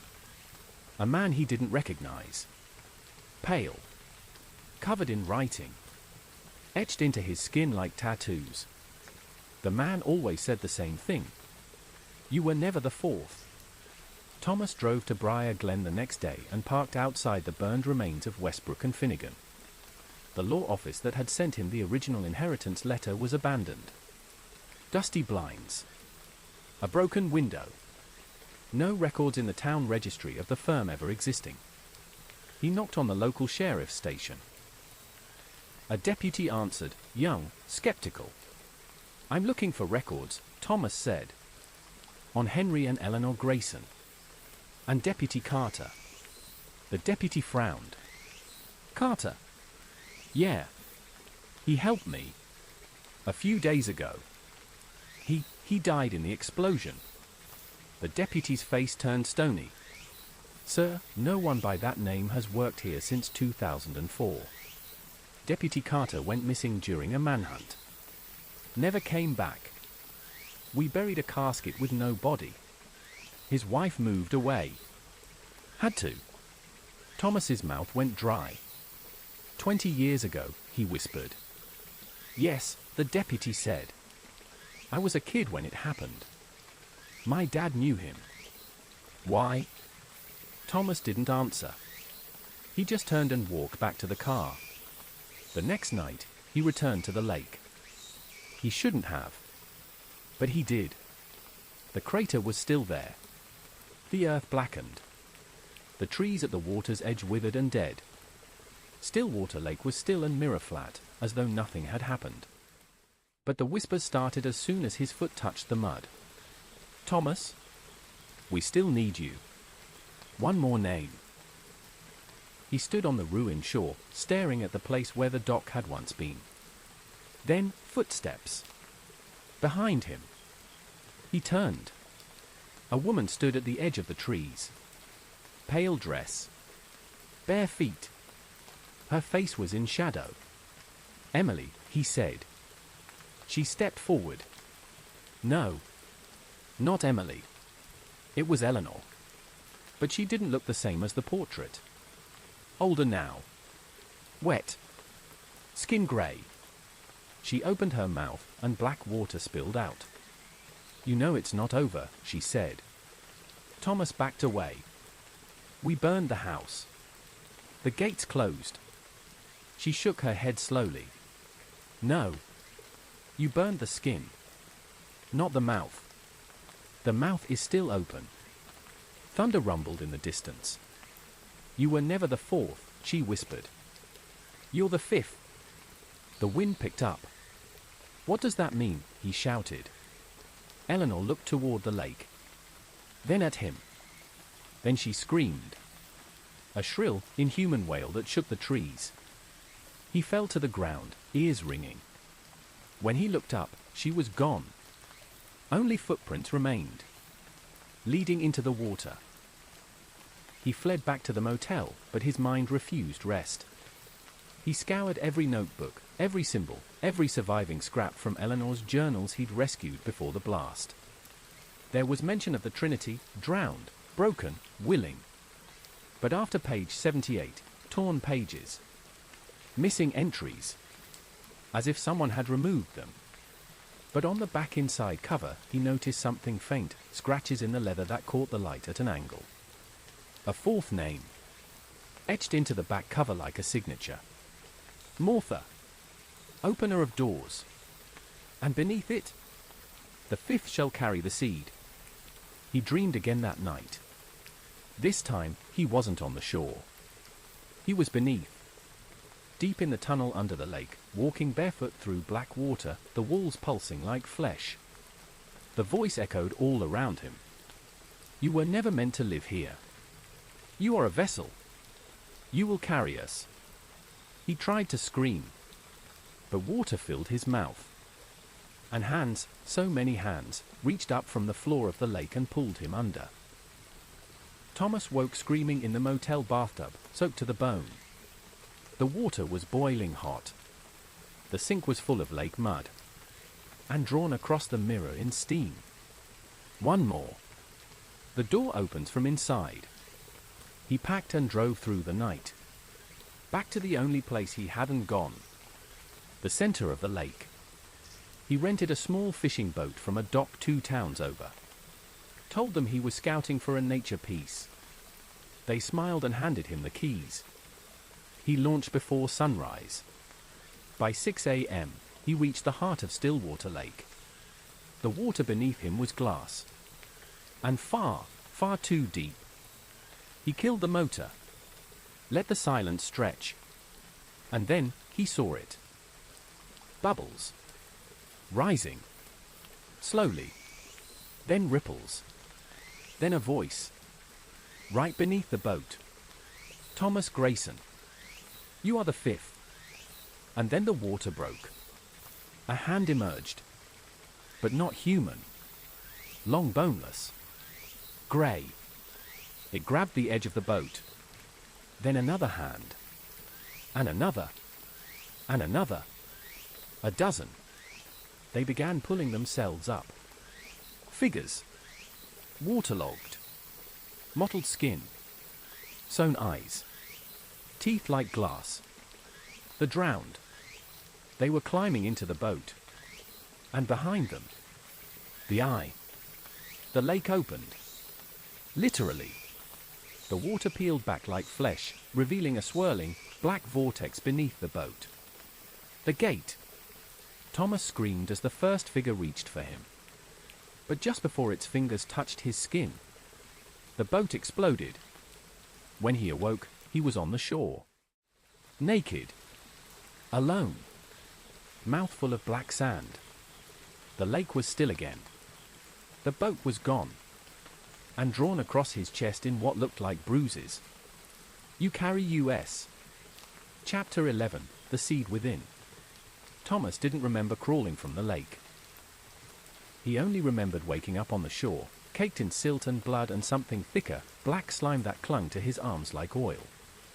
It had a smell, metallic and sweet, like rotting flowers and rusted nails. His hands shook violently. His ears rang. His chest ached. The words were still there. You carry US? Bruised into his skin like a birthmark. No amount of scrubbing at the motel could erase them. He scrubbed until his skin peeled, until the hot water ran pink, and still the letters remained. Not burned. Not inked. Branded. Etched into him from within. He vomited 3 times that night. Black sludge. Thick and bitter. The kind of bile that didn't belong in the human body. When he looked in the mirror, he thought, for a moment, His reflection blinked before he did. The dreams changed after that. They weren't nightmares. They were memories. But not his. The lake. The thing inside it. Its hunger. Its long silence. Its emergence. How it had waited for years beneath still water, sleeping with one eye open, tethered to a mouth in the earth and the grief of those who built their homes along the shore. It had taken Eleanor's daughter. Not for cruelty, but for invitation. And when Henry grieved, when Eleanor performed the rituals, when Thomas set foot on the property, they made a pact they didn't understand. They opened the door. And now the lake had chosen him to carry it forward. He left Birch Hollow the next day.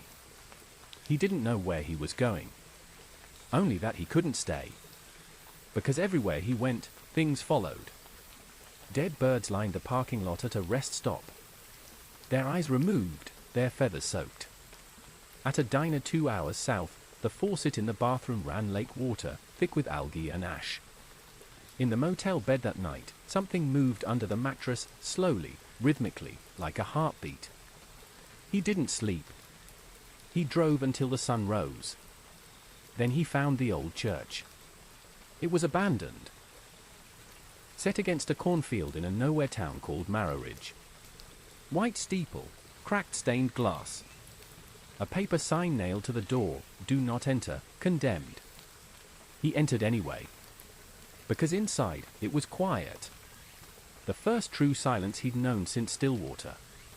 He collapsed in a pew, shaking, bleeding from his gums, his skin grey around the fingertips. And from the altar, a voice.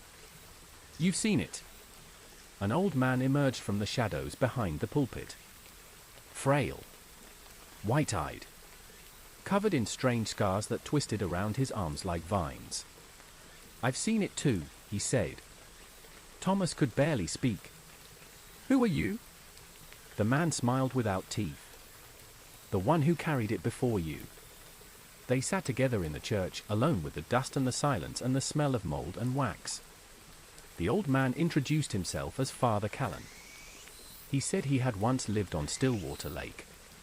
A child in the 1930s. "My sister disappeared in 1937, he said. One minute we were swimming, the next she was under. No body. No bubbles. Just gone. He looked at Thomas with pity in his eyes. It took her. But it left part of her behind. Thomas whispered, "What part?" "The voice." Callan held out a small tin box. Inside, a human tongue, blackened and shriveled. Wrapped in lace. She started speaking to me in my dreams. Every night. Begging me to open the water. And I did. He wept then. Quiet, brittle tears. I gave it my sister's name. I helped it build its mouth. And then I ran. He pointed to Thomas's chest. "It marked you." Thomas nodded. "It wants me to spread it." "It will give you what you want in return," Callan said. "Voices. Applause. Love. Resurrection. It always offers. Always lies."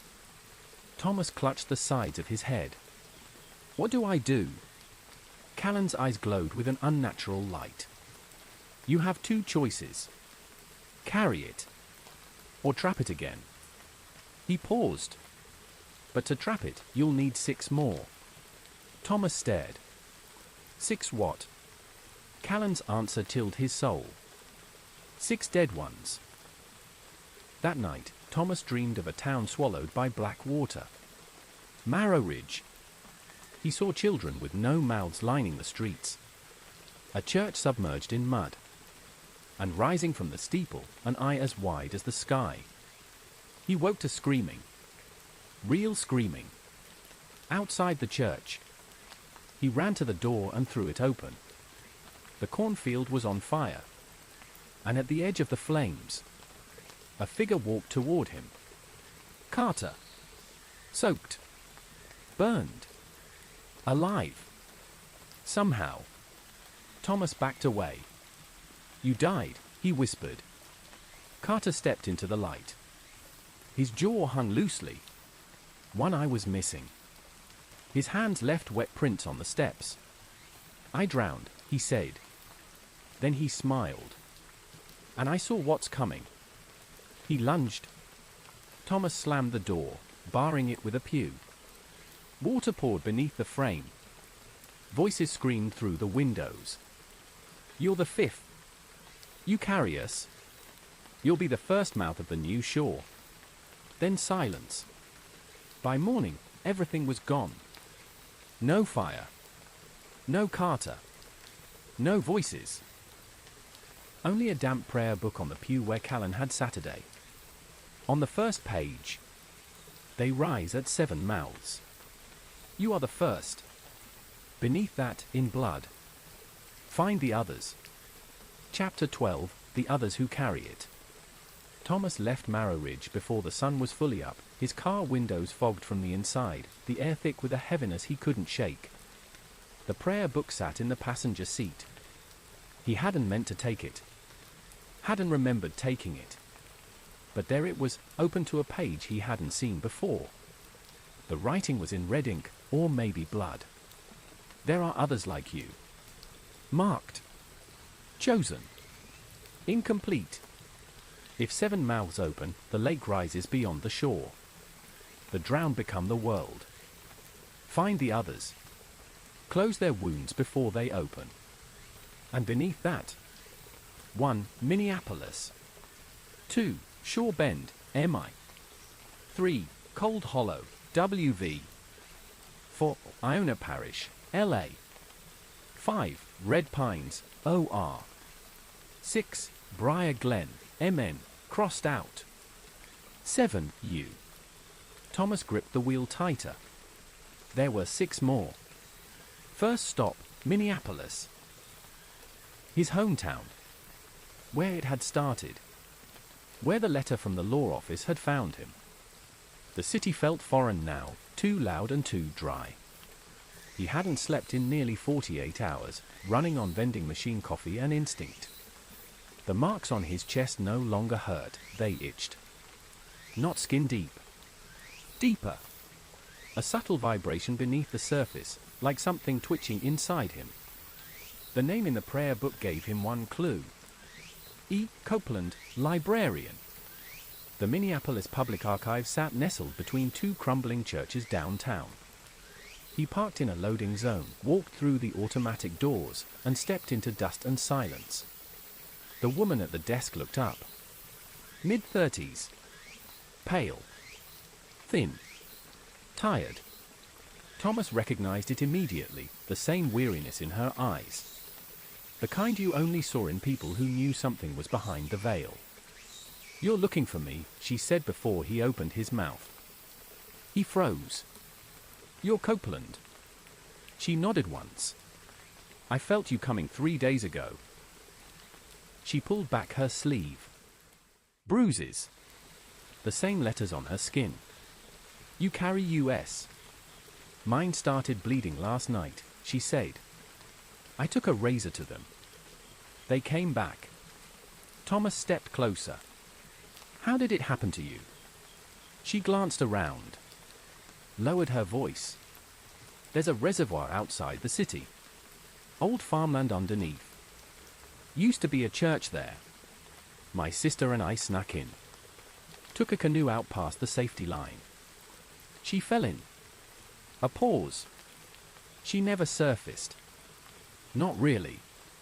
Thomas nodded slowly. You saw her again? She's in my house, Copeland whispered. Every night. She smiles at me through the bathroom mirror. Her mouth is sewn shut. Her voice cracked. I haven't slept in 6 years. They sat in the library's back office. No windows. Just a flickering desk lamp and boxes of records. Thomas showed her the prayer book. The map. The list. I think there are more, he said. Like us. Chosen. Or infected. Copeland laughed dryly. It's not an infection. It's inheritance. Then she rolled up her pant leg. Etched into her thigh. 1 is a gateway. 2 is a path. 3 is a seed. 4 is a shape. 5 is a mouth. 6 is a world. 7 is a god. Thomas stared. She said nothing. Then, "Do you hear the singing yet?" He froze. "No," he whispered. She looked up slowly. "You will." That night, Thomas stayed in her spare room. Old books lined every shelf. Sigils. Rituals. Obscure history. One wall was covered in newspaper clippings. Disappearances near lakes. Strange symbols found at dam sites. Children who came back wrong. In the early hours, he woke to a sound. A hum. Faint. Melodic. It came from beneath the floor. He padded out of bed and followed it down the hall. To the basement door. It was open. Light spilled up the steps. He descended. The hum grew louder. Then he saw her. Copeland. Kneeling on the concrete, eyes closed, mouth moving in silent song. A small pool of water at her knees. Reflecting nothing. "Emily," she whispered. Thomas gasped. Copeland looked up. And smiled. "I'm sorry," she said. "It's been inside me too long. It needs out." Then she plunged her hands into the pool. And began to pull something through. Thomas grabbed her by the shoulders and yanked her back. The water screamed. A voice inside it, deep and gurgling. "One carries. One releases." Copeland thrashed in his grip. "You don't understand," she sobbed. "I have to let her out. If I don't..." Thomas slapped her. Hard. She blinked. Gasped. Looked at the water. It was gone. Just concrete. Dry. Empty. She collapsed into his arms. The next morning, she gave him a name. Another one on the list. Leland Marr. Shaw Bend, Michigan. Retired Coast Guard. Widower. "I found his blog," she said. "Used to write about lake disappearances." Then he stopped. Thomas nodded. "What about you?" he asked. Copeland smiled faintly. "I'll be okay. For a little while." The song stopped. She handed him the prayer book. Added a note. E. Copeland, sealed, for now. Thomas left Minneapolis that evening. 1 down. 5 to go. But as he drove out of the city, the world tilted. The sky darkened. His ears rang. And on the side of the road, a child. Standing in the ditch. Wearing a blue dress. Soaked. Smiling. Her mouth sewn shut. Chapter 13, Shawbend's Driftwood God. The roads into Shawbend were long and winding, flanked by black pines that leaned as if listening. The closer Thomas drove toward the lake, the more his dashboard flickered. The GPS rerouted itself twice, then died altogether. Outside, the world lost signal. As if he'd crossed an invisible line. The first welcome sign he saw was rotted. Letters peeling. Shawbend, established 1912, a quiet place to live. A red line had been spray-painted through the slogan. Below it, someone had written in sharp black marker. But not to die. The town was small. 1 gas station. A shuttered general store. A rust-stained church that looked more like a mausoleum than a place of worship. Thomas parked in front of the post office and pulled out the prayer book. Copeland had added the name in clear, steady writing. Leland Marr, Lake Watch House, 14, Driftshaw Lane.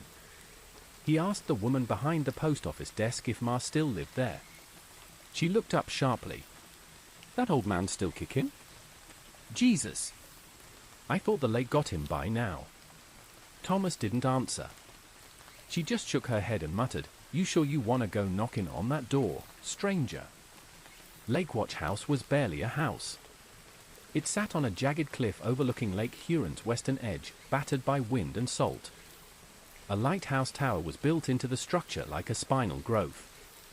Shingles peeled from the roof like scabs. Gull bones littered the porch. Thomas stepped onto the deck. It groaned beneath him. The door opened before he could knock. An old man stood there. Tall. Stooped. Skin tanned to leather. One eye filmed over in cataract. The other, sharp. Piercing. "You're the boy from Stillwater," he said. Thomas froze. "How?" "You stink of it," Leland said. "Of lake rot and old whispers." He turned without another word. Thomas followed. Inside smelled of seawater, pipe tobacco, and something acrid, preserved fish or old blood. Nautical maps lined the walls, pinned with rusted nails. Wind chimes made from teeth swung gently over the fireplace. "I've been waiting for you since 1978, Leland said, pouring coffee into a chipped mug. "Didn't think you'd look so normal. Thought you'd be more." He waved vaguely toward Thomas's chest. "Tentacled." Thomas winced. Leland laughed, a deep, sea-worn bark. "I was in the Coast Guard. Posted off Superior for a few years. Thought I'd seen everything. But in '74, my wife drowned. Right out there in that goddamn lake." He pointed through the window to the black surf beyond. Flat water. No wind. Calm as glass. 1 minute she was swimming. The next, gone. He sipped his coffee. But she came back. Night after the funeral. Knocked on the door like she still had a key. Smiled at me. Hair soaked. Eyes all wrong. Thomas stared. "What did you do?" Leland exhaled slowly. "I let her in." The next hour passed in silence, save for the storm building outside. Then Leland handed Thomas a notebook. Scrawled across the cover in black grease pencil. "The Driftwood God." Inside were pages of dates, sketches, and locations, all documenting shipwrecks, drownings, and disappearances spanning nearly 80 years. All around the Great Lakes. Each site marked with a familiar symbol. A slitted eye. "The thing from Stillwater?" Thomas asked. Leland shook his head. "They all come from the same source. Different lakes. Same mouth. It's not just your little inland pond, kid. That thing's connected. One root in every deep. Every drowned soul is a door." Thomas felt sick. "You said you let her in." "I did. For 7 years. She never aged. Never ate. Never blinked. Just watched me. Studied me. Learned." His jaw clenched. Then one night, she opened her mouth. Leland pulled up his shirt. Scars lined his abdomen in a spiral. She sang a song I ain't never heard before. And it grew teeth. Bit into me. He poured whiskey into his coffee. I dragged her out, tied her to the boat, and sank her 20 miles off the coast. Chained to driftwood. Figured that would end it. Thomas closed the notebook slowly. It didn't. Leland looked him dead in the eye. "She's back." That night, the storm made landfall. Wind howled through the lighthouse like screams. The sea slammed the cliffs with waves taller than the house. Thomas sat in the tower, watching the radar screen flicker. Something moved beneath the surface. A mass. The size of a whale. Then 2 more. Then 6. "Seafloor's writhing," Leland said, lighting a lantern. "They know you're here. They followed you." Thomas backed away. "What do we do?" Leland stared out at the waves. "We finish what we started." At midnight, they launched a small skiff from the base of the cliff.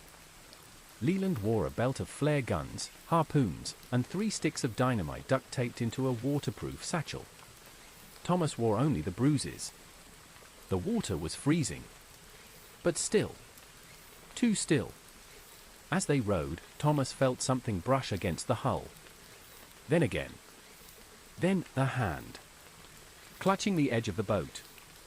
Then another. Then another. Leland raised a flare gun. "Wait," Thomas said. "They're not attacking." The figures rose from the water. Dozens. Maybe hundreds. Each one pale. Hollow. Familiar. One reached for Thomas's hand. It was Emily. But older now. Mouth unstitched. Eyes glowing. "You were never supposed to leave." She reached forward and touched his forehead. The sky vanished. He was standing in a void. No lake. No sky. No stars. Just voice. "You are the fifth. The fifth carries memory. The fifth remembers who we were. What we are. What we will be." Thomas fell to his knees. "I didn't ask for this." The voice grew louder. "But you inherited it. Just like the others. The first grieved. The second broke. The third listened. The fourth obeyed. And you remember." He screamed. But there was no sound. Only water. When he came back, Leland was gone. So was the boat. He floated alone in the dark. And overhead, the sky had eyes. He washed ashore at dawn. Back at Lake Watch House. The lighthouse tower was split down the middle. Charred. Inside, only one thing remained. A final page from Leland's notebook. Written in blood. The second mouth is open. The lake remembers. And beneath it, Cold Hollow is next. Chapter 14, Cold Hollow Doesn't Speak. Cold Hollow wasn't on most maps. Thomas had to rely on dusty highway directories and hand-drawn notation scrawled in the margins of Leland's blood-stained notebook. The drive took him deep into the Appalachian Range, twisting roads with no cell reception, forests so dense the daylight barely reached the ground. By the time he passed the rusted sign that read Cold Hollow, established 1856, his gas tank was nearly empty and his mind had been screaming for hours. The bruises on his chest had changed. They weren't just words now. They were moving. Lines shifting like ink in water. Coiling slowly. Painfully. Like something was alive under his skin and trying to spell its name from the inside out. Cold Hollow was a ghost of a town. Dilapidated homes slumped along one main road. Yards choked in vine and rust. A single church steeple towered above the tree line like a finger raised in warning. And beneath it all, silence. Not quiet. Absence. No wind. No birds. No bugs. Just the stillness of something that had long since died but never accepted it. Thomas parked beside the old general store and stepped out into the hush. The gravel crunched beneath his boots, and that tiny sound felt like a scream. He walked to the front door and knocked once. No answer. He turned to leave. And there she was. A girl. 12, maybe 13. Pale skin. Black eyes. Mouth sewn shut. Not stitched. Barbed wired. Her lips were ragged, blooded, a rusted coil looping through her skin. She didn't move. Didn't blink. Just watched. Thomas backed away, hands raised. But she vanished. Gone between one heartbeat and the next. He found the house mentioned in Copeland's notes on the north edge of town. A faded mailbox read, M. Thorne. The front yard was filled with bird cages. Dozens of them. Empty. Rusted. Hanging from hooks, porch rails, and trees. A dead raven lay at the doorstep, its wings spread wide, feathers slick with black fluid.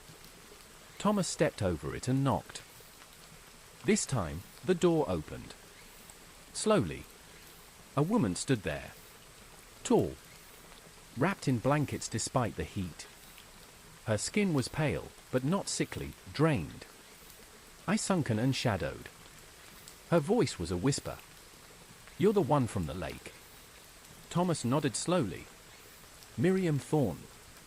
She stepped aside without a word. He entered. The interior was darker than it should have been. Heavy curtains blocked every window. Candles lined the floors in rows. The air smelled like old wax, dried herbs, and something wet. A low thrum filled the house, barely audible. Like a heartbeat inside the walls. Miriam sat across from him in a wooden chair, her hands folded in her lap. Her nails were black. Her fingertips cracked.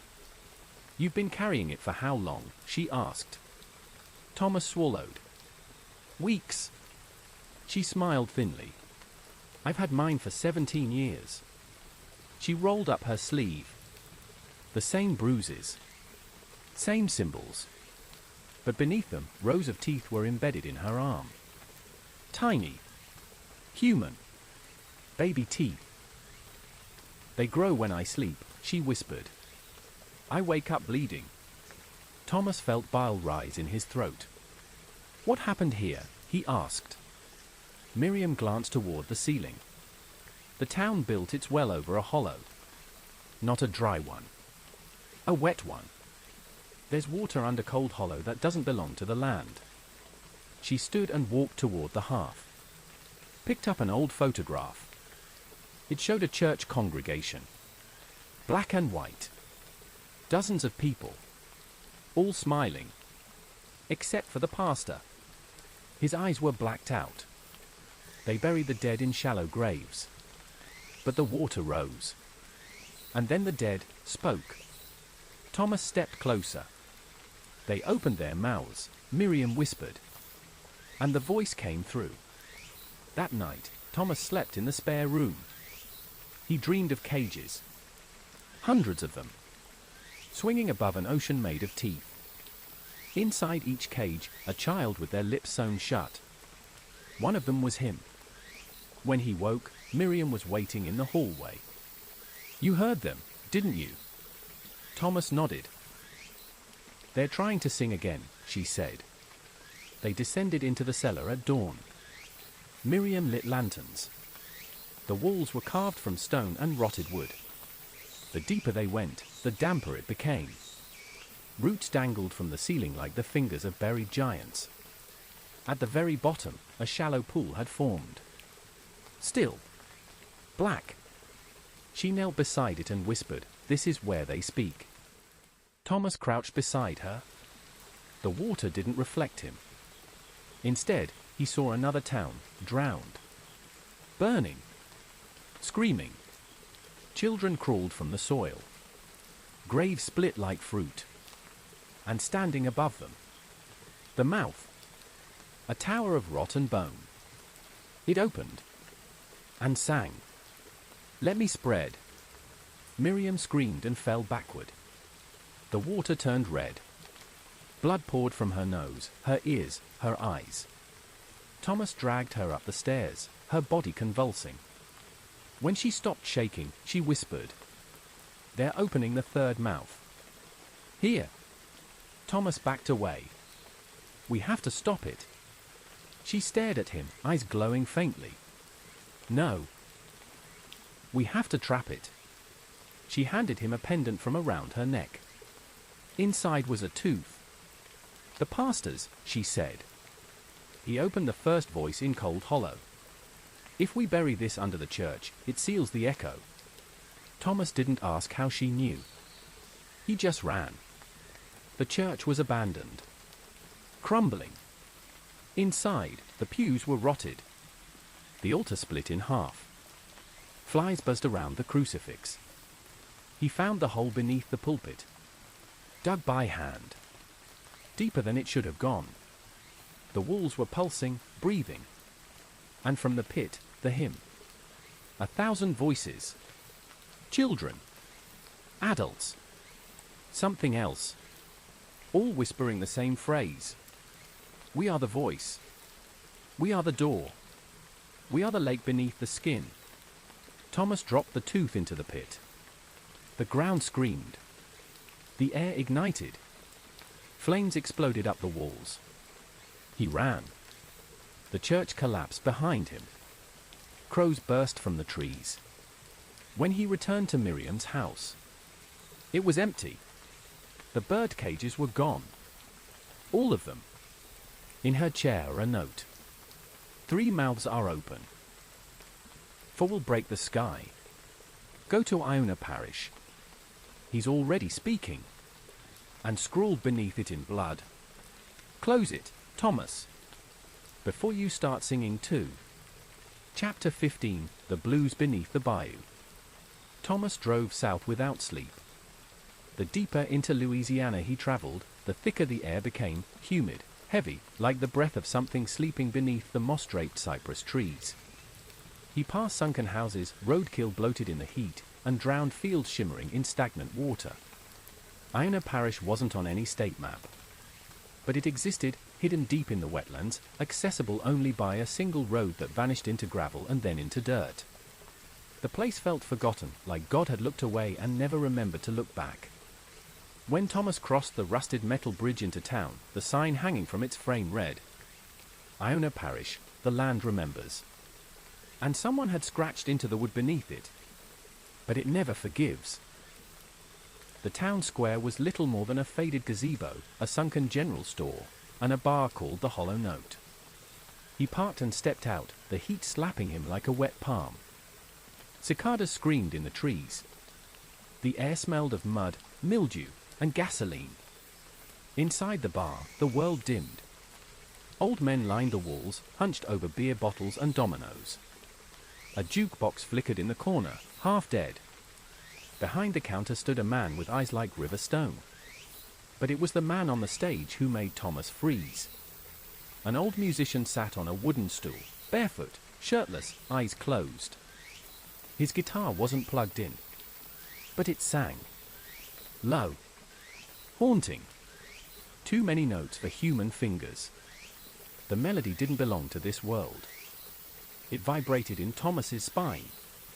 Made the bruises on his chest itch. Crawl. He stepped closer. The man opened one eye. You came from Stillwater, he said. His name was Jonah Brave.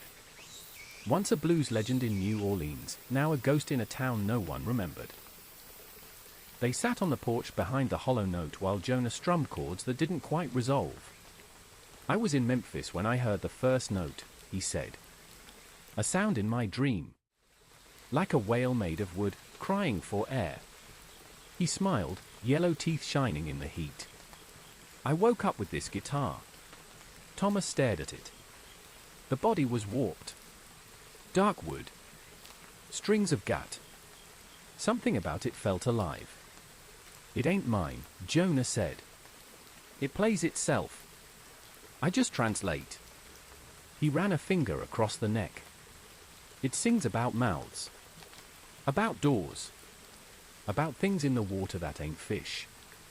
Thomas nodded. You've seen the bruises. Jonah pulled off his shirt. His chest was a map.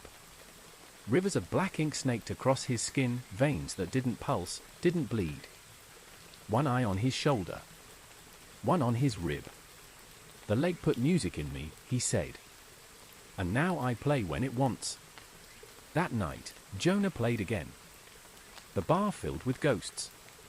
Not literal, but every patron had seen something. A brother who never came back from the flood. A child who spoke with another voice after falling in the swamp. A woman who drowned and came home dry. They listened in silence as Jonah played a song that made the lights flicker and the walls sweat. Thomas sat near the stage. He understood the melody, because he had heard it in dreams. The chords weren't music. They were summons. At midnight, Jonah stopped playing.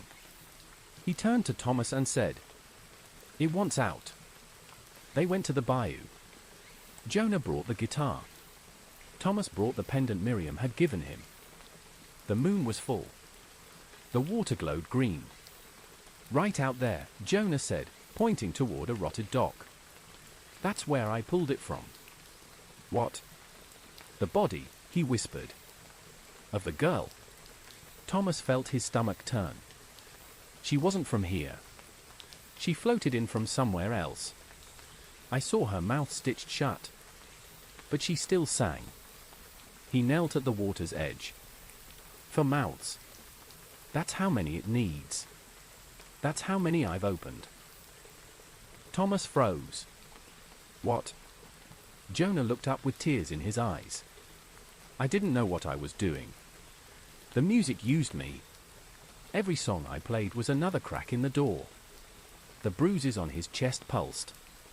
The eye on his rib blinked. Then the water surged. Figures rose. Children. Pale. Silent.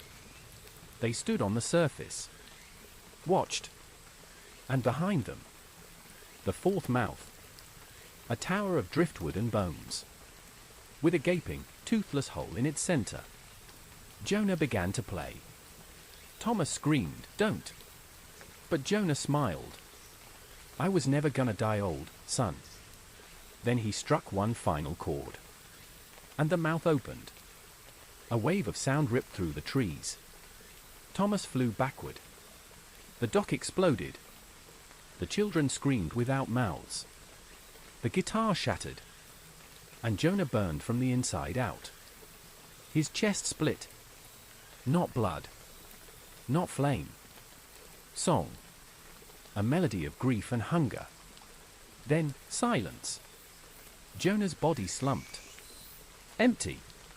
The figures vanished. The mouth sealed. Thomas crawled toward the shore. Smoke drifted from the water. His hands shook as he pulled out the prayer book. He added a note beside Jonah's name. Jade Brave, claimed. Sealed. Mouth number 4. He stood there, covered in ash and sweat, watching the bio still itself. And from the dark came a whisper. 3 left. 2 speak. 1 carries. The world listens. He turned slowly. In the reeds, Emily stood. Older again. Tall. Smiling. Her lips unstitched. And she sang. Just 1 note. Enough to make him bleed from the ears. Then she was gone. Chapter 16, The Pines That Wake. Thomas drove northwest from the bayou, the map of cursed lakes and drowned towns burned into his mind. Each stop had left him hollowed out, like a traveler crossing graves, but Oregon felt different. He could sense the weight of mountains pushing down on the air, the evergreens whispering secrets beneath their needles. Red Pines, they called it. A logging town swallowed by forest, where every tree had seen something it couldn't unsee. He arrived at dusk. The sky was bruised purple, and the pines stretched taller than any cathedral spire he'd ever seen. Their bark was blackened in places, as if scorched. The road into town was narrow and barely used, the yellow center line long since faded. It ended in a single cluster of wooden structures, a general store, a hardware shop, and a bar called The Last Spill. Further back, half buried in saplings, sat the town church, cracked steeple leaning at an angle, and across from it, a weathered sign marking M. Harrow with arrows pointing down a muddy lane. Thomas parked and stepped out, the wind cold enough to burn. In the distance, the pine shivered, and he could swear he heard laughter, children's voices, echoing on the breeze. He followed the lane to a small cabin set back from the road. It looked abandoned, windows boarded, door hanging on one hinge. On the wall beside it someone had carved words deep into the wood. She waits beneath the roots. Inside, the darkness was absolute. He fumbled for the lantern he carried, lighting it with shaking hands. The beam found an earthen floor, packed with pine needles. The air was thick with sap and something stale, like the rot of buried wood. He sensed movement in the rafters but saw nothing. Footsteps creaked outside. He froze. A figure stood in the doorway, a woman with dread black hair streaked in grey, eyes like dried slate. Her skin was pale but veined with dark lines, as if tree roots had grown under her flesh. When she spoke, her voice was low and resonant, like wind through dead wood. "You come for the mouth," she said. Thomas nodded. "Miriam's book said your name." She inclined her head. "Murrin Harrow. We both carry the seed." Murrin guided him to a back room through a narrow hallway lined with bundles of dried herbs and clay vessels. In the center stood a great stump, an ancient red pine cut when the town was founded, its rings 1,000 years old. But here only the hollow core remained, the center carved into a rough basin. She knelt beside it and ran fingers over the rough wood. "They built the church here because of this tree," said. "Its roots tap veins of water deep beneath the mountain. They felt the pulse, the heartbeat of the earth." She reached into a leather pouch and drew a human femur, a bone, cleanly bleached. "This belonged to the first preacher, Father Callan.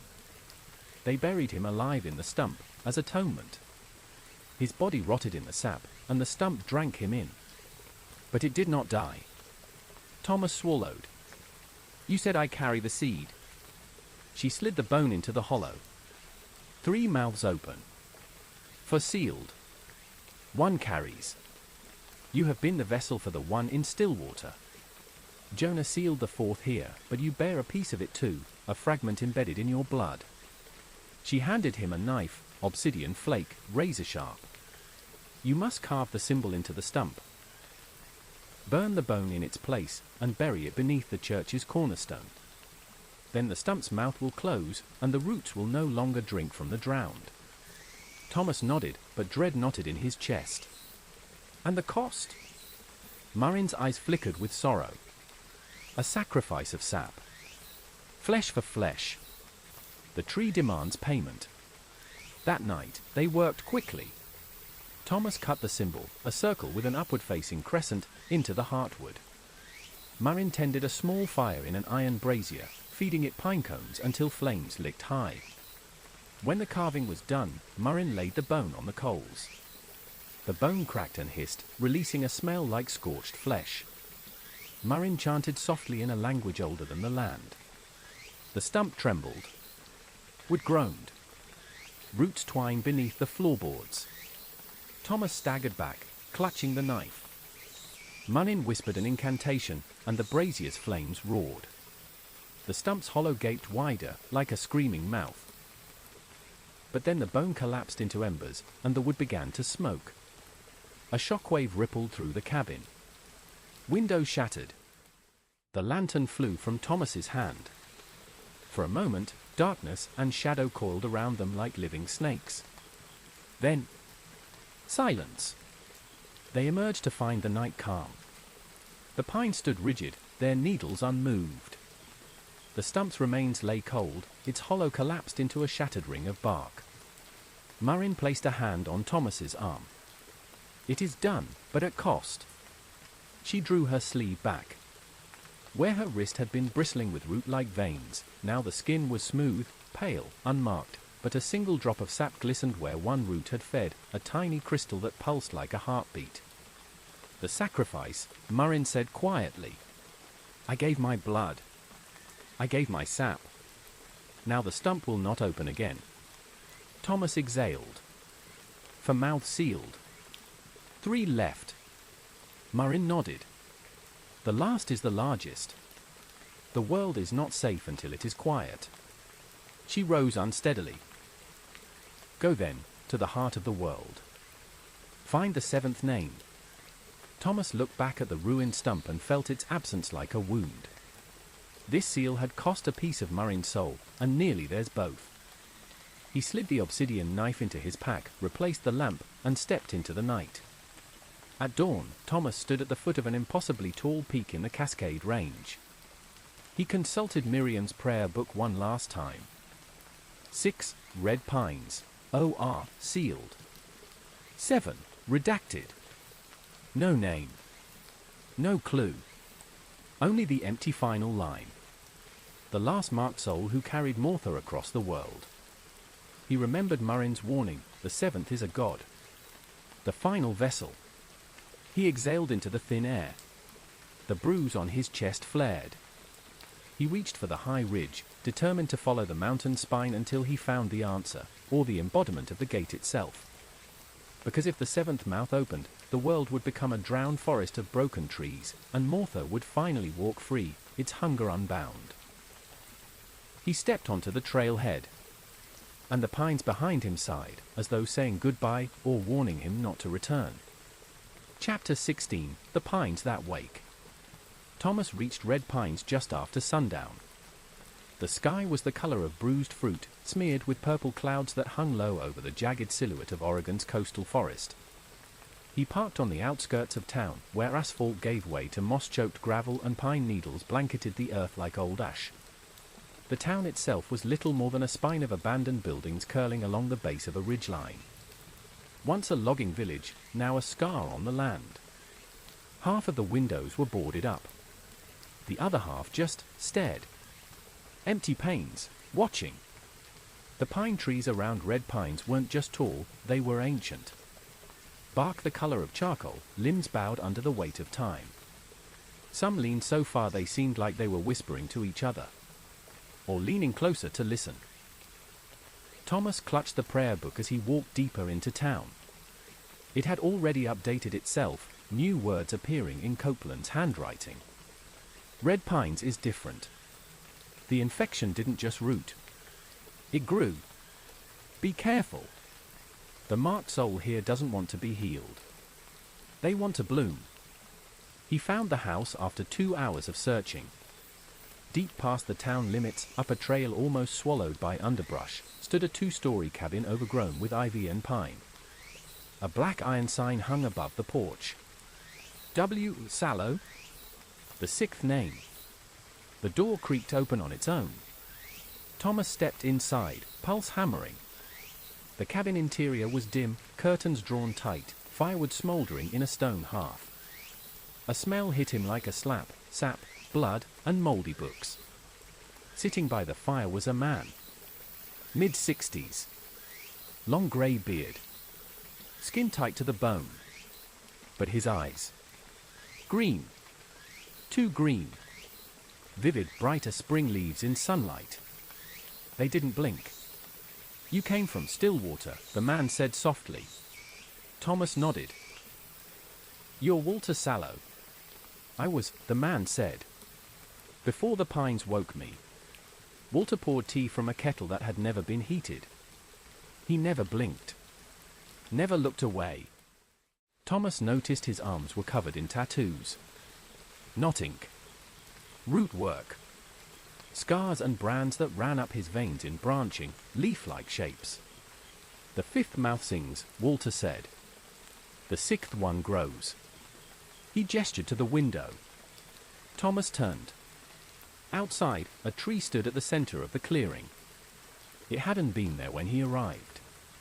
It was new. And yet, massive. A black pine with limbs like arms and bark that pulsed. Thomas's breath caught. What is that? Walter smiled. Martha's bloom. My gift. Walter led him to the base of the tree. At its roots were bones. Dozens. Animal. Human. Child-sized. I fed it, Walter said. Every marked one gives something. I gave myself. My dreams. My voice. My future. He caressed the bark. It promised me beauty. Unity. A forest without pain. Thomas backed away.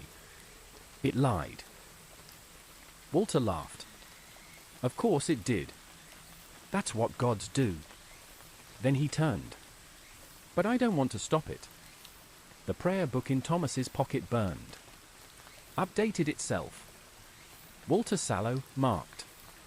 Willing. Guarding the bloom. Do not seal. Sever. Thomas drew the knife Miriam had given him. I don't want to hurt you. You can't hurt me, Walter whispered. Not while the pine still lives. Then he opened his arms. And the tree moved. Its limbs twisted toward Thomas, cracking like old bones. One branch struck the ground beside him, missing by inches. Another swung toward his chest. He dove, rolled, slashed. The blade caught bark, sank deep. The tree screamed. Not wood. Not wind. A voice that sounded like all 6 marked souls screaming at once.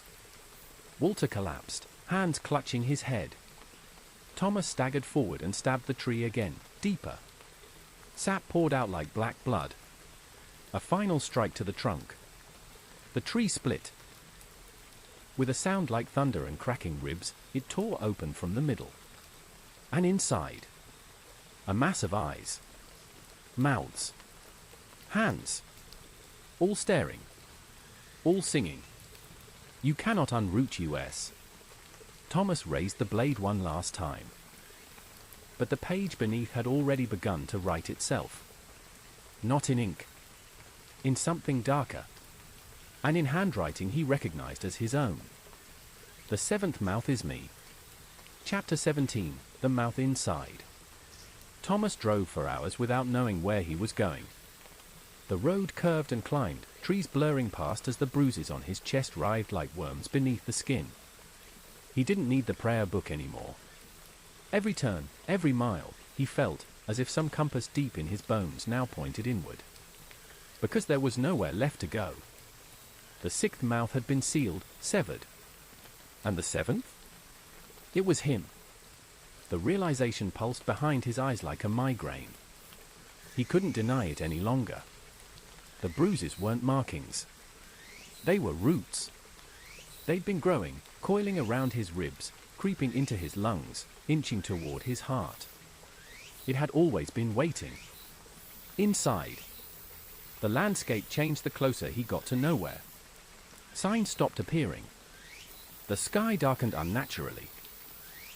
Thick clouds that churned without wind. Eventually, the road ended at the edge of a wide, black field.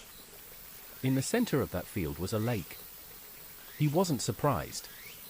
He stepped out of the car and approached. No birds. No wind. No ripples. The lake was utterly still. A mirror waiting for its reflection to arrive. He knelt at the shore. His own face stared back. But not quite. His reflection smiled. He didn't. And then it spoke. It's time. He didn't remember walking into the water. But he was standing waist deep in it, arms limp at his sides, the bruises on his chest glowing faintly. Something pulsed beneath the surface, like a second heartbeat. Not his. He opened the prayer book for the last time. The final page had written itself. The 7th mouth is the rememberer. The witness. The carrier. The sacrifice. To close it, the carrier must choose to forget. To open it, the carrier must sing. Beneath that, you know the song. He did. He always had. He'd heard it in dreams, in whispers, in screams under the floorboards, in water bubbling through sinks, in the fire that claimed Jonah, in the wind that spun the pine needles in red pines. A melody. For notes. Low. Sad. Familiar. He opened his mouth. The first note fell from his lips. The water stirred. The second note rose like steam. The bruises on his chest split, not skin, but memory. Names flooded his mind. Emily. Henry. Eleanor. Copeland. Miriam. Jonah. Walter. The third note tore the sky. Lightning cracked, but there was no thunder, only a roar of voices. All of them. Every soul the lake had ever swallowed. They weren't begging. They were singing with him. The fourth note rose like a scream. But he didn't release it. He choked it down. Shut his mouth. Silence. The wind stopped. The water stilled. The reflection disappeared. The bruises faded. And the pain eased. He walked out of the lake, soaked and shaking. Collapsed at the shoreline. And wept. because he had made the choice. He didn't open it. He chose forgetting. The pain, the names, the images, they were already blurring. Who was Emily? What was the song? Why was he here? He didn't know. He was just a man lying by a lake with a notebook in his hand. Blank. No title. No ink. No answers. A ranger found him 3 days later. Alone. Dehydrated. No ID. Just scars on his chest in a circular pattern. He couldn't remember his name. Didn't want to. They called him John Doe and admitted him to a care facility 3 towns over. He stared out the window every night, watching for ripples in puddles. Listening. Waiting for a song he couldn't quite hum. But deep beneath that final lake, far below the silt and stone, something sleeps. Not dead. Not dreaming. Just listening. Because there are always other mourners. Other witnesses. Other mouths waiting to open. And the 7th mouth was never really his. It was ours. Chapter 18, The Mourner's Inheritance. The woman who claimed the box wasn't expecting anything. Her name was Clara Grayson, age 28, a children's book illustrator from Seattle. A quiet life. No surviving parents. No siblings. No real extended family she could recall. So when she received a call from an estate firm in northern Minnesota, Westbrook and Finnegan, a name that sounded like it belonged to another century, she thought it was a scam. But curiosity, that was harder to ignore. She took the trip. Rented a car. Followed the address. The firm didn't exist anymore. But someone had left something for her at the county clerk's office. A wooden box. Carved. Sealed. Her full name burned into the lid. When she touched it, her palm tingled. Inside? A leather-bound notebook. Untitled. Blank. Except the first page. This belongs to the one who remembers. The 7th mouth was closed. But grief always finds a way. Clara blinked. She didn't remember writing those words. But her fingers twitched like they were itching to. That night, back in her rental cabin near Stillwater Lake, she had the first dream. A little girl stood outside her window. Wearing a blue dress. Barefoot. Soaked. Smiling. Her mouth was stitched shut. But her eyes? Her eyes were identical to Clara's own. Clara didn't scream. She just opened the notebook and started to draw. Circles. Eyes. Roots. And something like a song, written in broken notes along the page margins. She couldn't read music. She'd never sung in public. But the tune haunted her hands. She began humming it without realizing.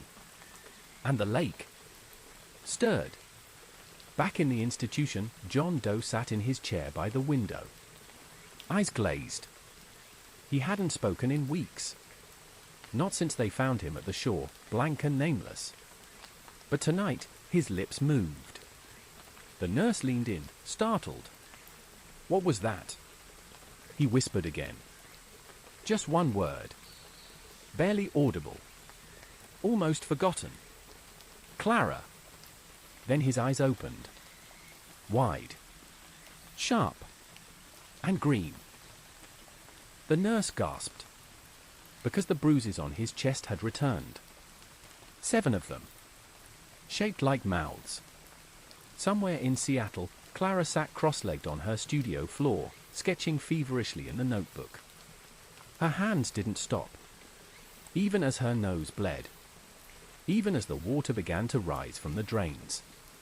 Even as the trees outside her window leaned in closer. Listening. And across a dozen forgotten places. A drowned well in Cold Hollow bubbled. A rotted dock in Shorebend creaked under invisible weight. The pines of red pine shivered in the windless night. The sunken foundation of Stillwater House exhaled a deep sigh. because the lake had never needed just one vessel. It had always been building toward this. Toward inheritance. And now, the eighth mouth would be born. Chapter 19, Eighth Mouth, First Breath. Clara dreamed again. In the dream, she stood on the surface of the lake, not above it, but within it, as though the water had thickened into glass beneath her bare feet. Around her, thousands of eyes opened in the dark. Not blinking. Not watching. Waiting. She held the notebook in her arms. It pulsed. Warm and rhythmic, like an animal heart. She opened it, and every page was full. Not with drawings. With faces. Each one screaming. Singing. Mouths wide open. No names, just expressions twisted in sorrow and ecstasy. She recognized them all. Faces she had never seen, but remembered. Emily. Henry. Eleanor. Jonah. Miriam. Walter. Thomas. Each one etched into her soul like a birthmark. The voices whispered in chorus. You carry what he forgot. You sing what he silenced. You are the breath the water kept. The eighth mouth is the first voice. Clara awoke gasping. Her studio was flooded. Not with rain. With lake water. It filled the corners of the room, pooling around the base of the desk. The sink was bubbling. The bathtub upstairs hummed. The toilet had shattered. Water poured from the pipes, clear at first, then tinged with moss, then black. She looked down at her sketchbook. The pages were dry. But the eyes on the drawings had moved. They were all looking up. At her. Across the country, John Doe clawed at the window of his hospital room. His name returned piece by piece. Thomas. The weight of everything slammed back into him like a wave to the chest. The bruises on his chest flared in fire, then faded entirely. Because they had moved on. He wasn't the carrier anymore. The gate had passed to someone else. He whispered her name. Clara. And the mirror in his room cracked. He turned slowly. Emily stood in the corner, older again, her eyes now empty. She smiled. You gave it to her. Now she will open all of us. Clara didn't flee. She didn't scream. She drew. In the middle of her studio floor, surrounded by black water and broken glass, she carved a circle using the edge of a shattered mug. She placed the notebook in the center. Sat cross-legged. Began to hum. For notes. The same for Thomas had refused to finish. But she did not refuse. She sang them. One by one. And as the final note left her lips, the air in the room rippled. The water rose. And the sketchbook pages turned themselves. Each one singing in a different voice. Each mouth on each page began to breathe. The drawings weren't flat anymore. They bulged. They writhed. They opened. On the floor of Stillwater Lake, something ancient shuddered. It hadn't moved in decades. It had waited patiently as the first 6 mouths opened and were closed. Waited as the 7th sealed itself. Waited for a new voice to invite it. And now it had one.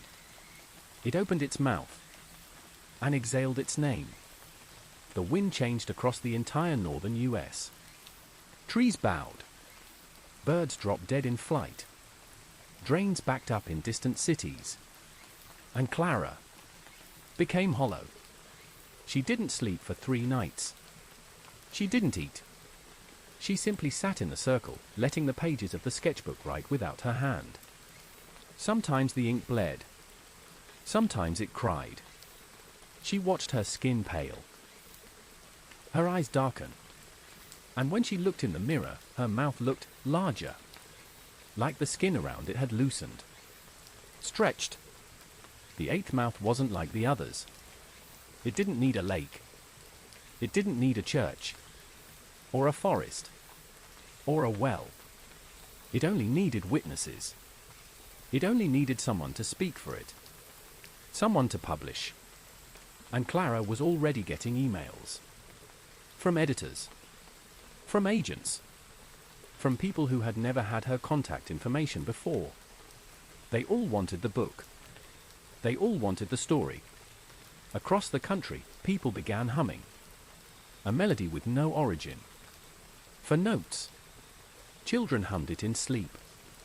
Old men forgot their prayers and sang it at bus stops. Pregnant women began dreaming of roots. And in 1,000 ponds, wells, storm drains, and gutters. Eyes opened. Mouths breathed. The eighth mouth wasn't a place. It wasn't even a person anymore. It was a network. It had connected. And now, it was remembering itself. Thomas, miles away, looked at the broken mirror. He saw Clara's face behind his own. Not as a reflection, but as something inside. He collapsed to his knees, screaming, because he remembered the last phrase in the prayer book. A line he'd never written. The ninth mouth is the world.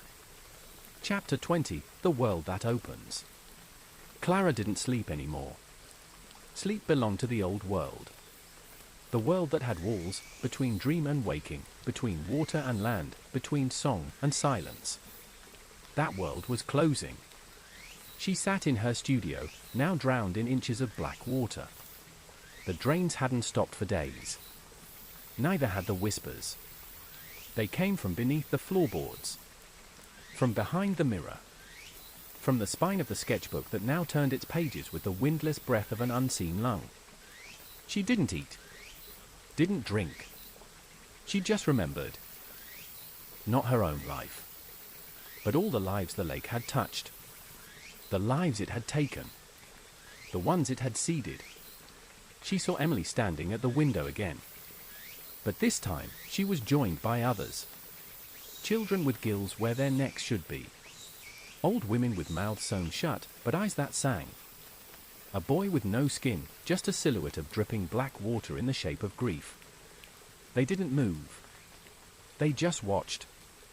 On the other side of the country, Thomas stood in the ruins of Stillwater House. What was left of it? A burned foundation surrounded by ash and weeds. He had made his way back without knowing why. He simply woke one morning in a motel bathtub full of dead crickets, packed his bag, and walked east. And now he was here.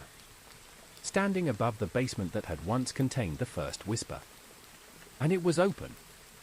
A hole in the ground. Black. Breathing. Singing. We are almost whole. Thomas fell to his knees. Tears in his eyes. Not for himself. But for Clara. He had passed the curse. He had passed the mouth. And now, he had to close the last one. Even if it meant ending everything. In Tokyo, a 6-year-old girl painted a perfect map of Stillwater Lake in finger paint. In Iceland, a glacier cracked open to reveal a tree growing beneath the ice. In Nigeria, a river reversed its flow. In Toronto, a choir of blindfolded women sang for notes in unison, without ever having rehearsed. No one knew why. But the world was humming. Clara stepped into the circle. She was no longer herself. Skin pale. Eyes black. Hair wet, though she hadn't touched water in days. She held the notebook in one hand and a mirror in the other. The mirror was old.